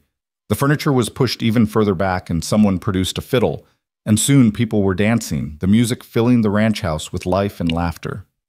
Margaret danced with Rowan first, neither of them particularly skilled, but both delighted to be in each other's arms. Then she danced with Jack Morrison, who thanked her again for believing in his daughter, with old Pete, who told her she'd made the whole town proud, with each of her students' fathers, these men who'd trusted her with their children's education and were now celebrating her happiness. As evening fell and the party showed no signs of slowing, Rowan pulled Margaret aside to a quiet corner of the porch where they could catch their breath. "Happy?" he asked, wrapping his arms around her from behind, his chin resting on her shoulder. "Happier than I ever thought I'd be again," Margaret said honestly, leaning back against him. 3 months ago, I was standing on a train platform thinking my life was over. Now I'm married to a man I love, teaching children who matter to me, part of a community that accepts me exactly as I am. It's almost too much happiness. I keep waiting for something to go wrong. "Nothing's going to go wrong," Rowan said firmly. "Or if it does, we'll face it together. That's what marriage means. You're not alone anymore. Whatever comes, we handle it side by side." Inside, someone called for the bride and groom to make a toast, and they returned to find glasses being raised, faces turned toward them expectantly. Rowan looked at Margaret, asking silent permission, and when she nodded, he raised his glass and spoke in a voice that carried through the crowded room. "I'm not much for speeches," he began. "Most of you know my past, know I made mistakes that cost me years of my life. I thought I'd never deserve good things, never be worthy of respect or trust. Then Mrs. Hawkins gave me a chance when nobody else would, and I learned that redemption is possible if you're willing to work for it. He turned to look at Margaret, his expression softening. And then I rode to a train station in Cedar Springs to meet a woman I'd never seen before, and my whole world changed. Margaret, you saw past my mistakes to the man I was trying to become. You believed in me when I barely believed in myself. You taught me that love doesn't require perfection, just honesty and effort, and the courage to try again even when you've been hurt before. He raised his glass higher. So here's to second chances and new beginnings. To the people who help us become better than we thought we could be. To communities that take care of their own. And to my wife. His voice caught slightly on the word, as though he still couldn't quite believe it was real. Who makes me grateful every single day that she missed that train to Tucson. The room erupted in cheers and applause, glasses clinking, people calling out their own toasts and blessings. Margaret felt overwhelmed by the love and support surrounding them, by the evidence that she and Rowan had somehow become symbols of hope for this entire community of second chancers and survivors. Later, much later, when the party had finally wound down and most people had headed home through the cold night, Rowan and Margaret stood outside the small house that was now theirs. Not Margaret's alone anymore, but theirs, a space they would share, where they would build their life together. I have one more gift for you, Rowan said, pulling a folded paper from his pocket. Mrs. Hawkins gave it to me this morning. The deed to our 100 acres. She said it should be in both our names, that we're partners in everything now. So it's official. We own land, Margaret.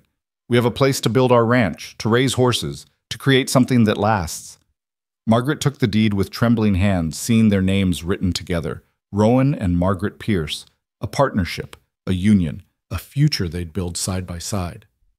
I love you, she said, the words coming easily now, without the guilt and fear that had colored them before. I love you for who you are and who we are together, for believing in second chances and teaching me to believe in them too. I love you, Rowan echoed, pulling her close. Thank you for taking a chance on a reformed horse thief with a past. Thank you for seeing possibility where everyone else saw problems. Thank you for being brave enough to love again. They went inside together, closing the door on the cold night and opening it on their new life. And as Margaret settled into Rowan's arms in the bed they would now share, she thought about the strange winding path that had brought her here. How rejection had led to rescue. How loss had led to love. How the worst day of her life, standing rejected on that train platform, had actually been the beginning of everything good that followed. Spring came early that year, bringing warmth and new growth to the valley. Margaret continued teaching, her students thriving under her guidance. Sarah Morrison was accepted to nursing school and would leave in the fall, her dreams finally within reach. Rosita's poem was published in the Santa Fe newspaper, and she was already working on more, her confidence growing with each word she wrote. Miguel had started corresponding with an engineering professor who was giving him advanced problems to solve, preparing him for eventual university study. And on the 100 acres they now owned, Rowan began building. Not just a house, though that came first, a sturdy structure with 2 bedrooms and a real kitchen and windows that looked out over the valley, but also a barn for the horses he'd start raising, corrals for training, a small stable that would eventually hold the finest quarter horses in the territory. Margaret helped when school allowed, holding boards while Rowan hammered, discussing plans and dreams, imagining the life they'd create here. Sometimes, in quiet moments, she thought about Thomas. The grief was still there, but it had transformed into something gentler, not a wound anymore, but a scar. A reminder of love lost, but also of love that had been real and good and worth having, even though it ended. By summer, when the house was finished and they could finally move in, Margaret was pregnant. She told Rowan one evening as they sat on their new porch watching the sun set over the mountains, and his expression cycled through shock and joy and wonder so quickly she almost laughed. A baby, he whispered, placing his hand gently on her still flat stomach. Our baby. Margaret, how do you feel? Are you well? Do you need anything? I feel wonderful, she assured him, covering his hand with hers. A little tired, a little overwhelmed, but mostly just happy. We're going to be parents, Rowan. We're going to raise a child in this beautiful place, teach them everything we know, give them all the love we have. That fall, as the aspens turned gold and the air grew crisp with the promise of winter, Margaret stood in her schoolhouse, now equipped with proper desks for every student, a real chalkboard, shelves full of books, and looked at her students' faces. Some were the same children who'd been there that first day. Others were new, families having moved to Whispering Pines after hearing about the good school and the welcoming community. Sarah Morrison had left for Denver and nursing school, but she wrote regularly, her letters full of excitement about what she was learning and gratitude for the teacher who'd believed in her dreams. Rosita was writing a book of poems that might actually be published. Miguel was already planning to apply to engineering schools. And all 19 original students had progressed beyond what anyone thought possible for children in a small frontier town. As she dismissed class that Friday afternoon, watching her students scatter into the golden autumn light, Margaret felt Rowan's arms wrap around her from behind, his hands settling protectively over her now obvious pregnancy. "Good day?"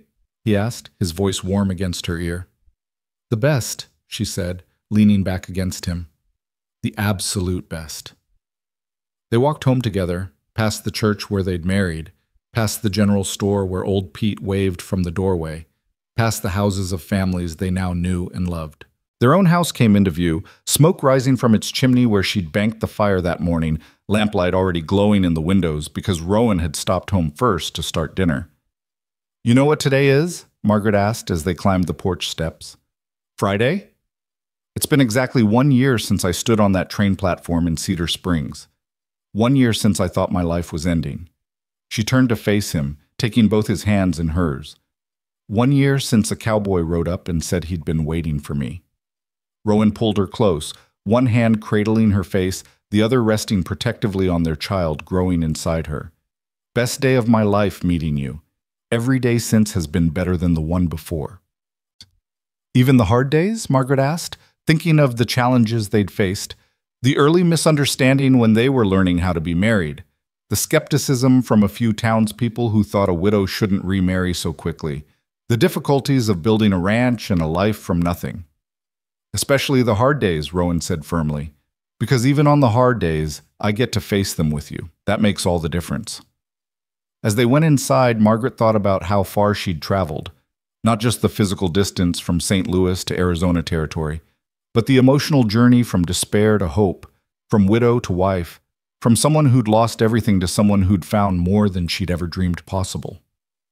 She thought about Thomas, buried in St. Louis beneath a simple granite stone, about how he'd made her promise to be happy, and how she'd finally learned what that meant. Not forgetting him or pretending their love hadn't mattered, but honoring it by living fully, loving bravely, choosing joy even when fear tried to hold her back.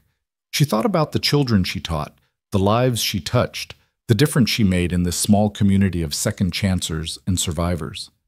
About Sarah pursuing her dreams in Denver, about Rosita's poems finding readers, about Miguel's future as an engineer, about the child she carried, who would be born into a home filled with love and purpose and the kind of belonging that transformed people.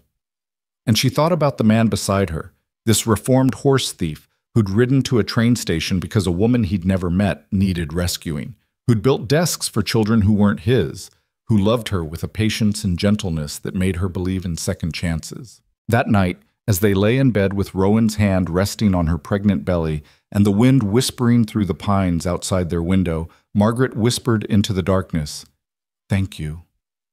"For what?" Rowan murmured sleepily. "For waiting for me, for finding me when I was lost, for showing me that endings can become beginnings if you're brave enough to let them." His arms tightened around her.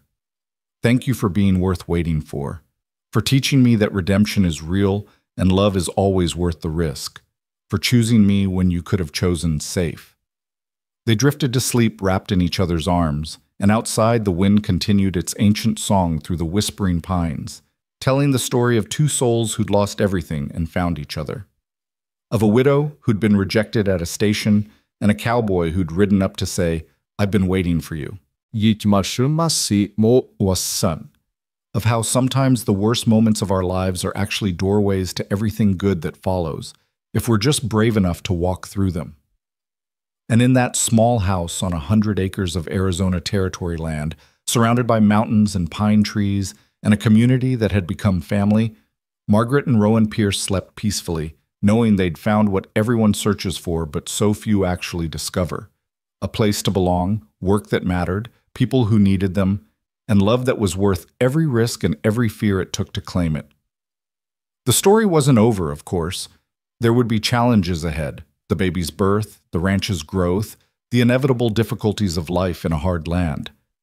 But they would face it all together, side by side.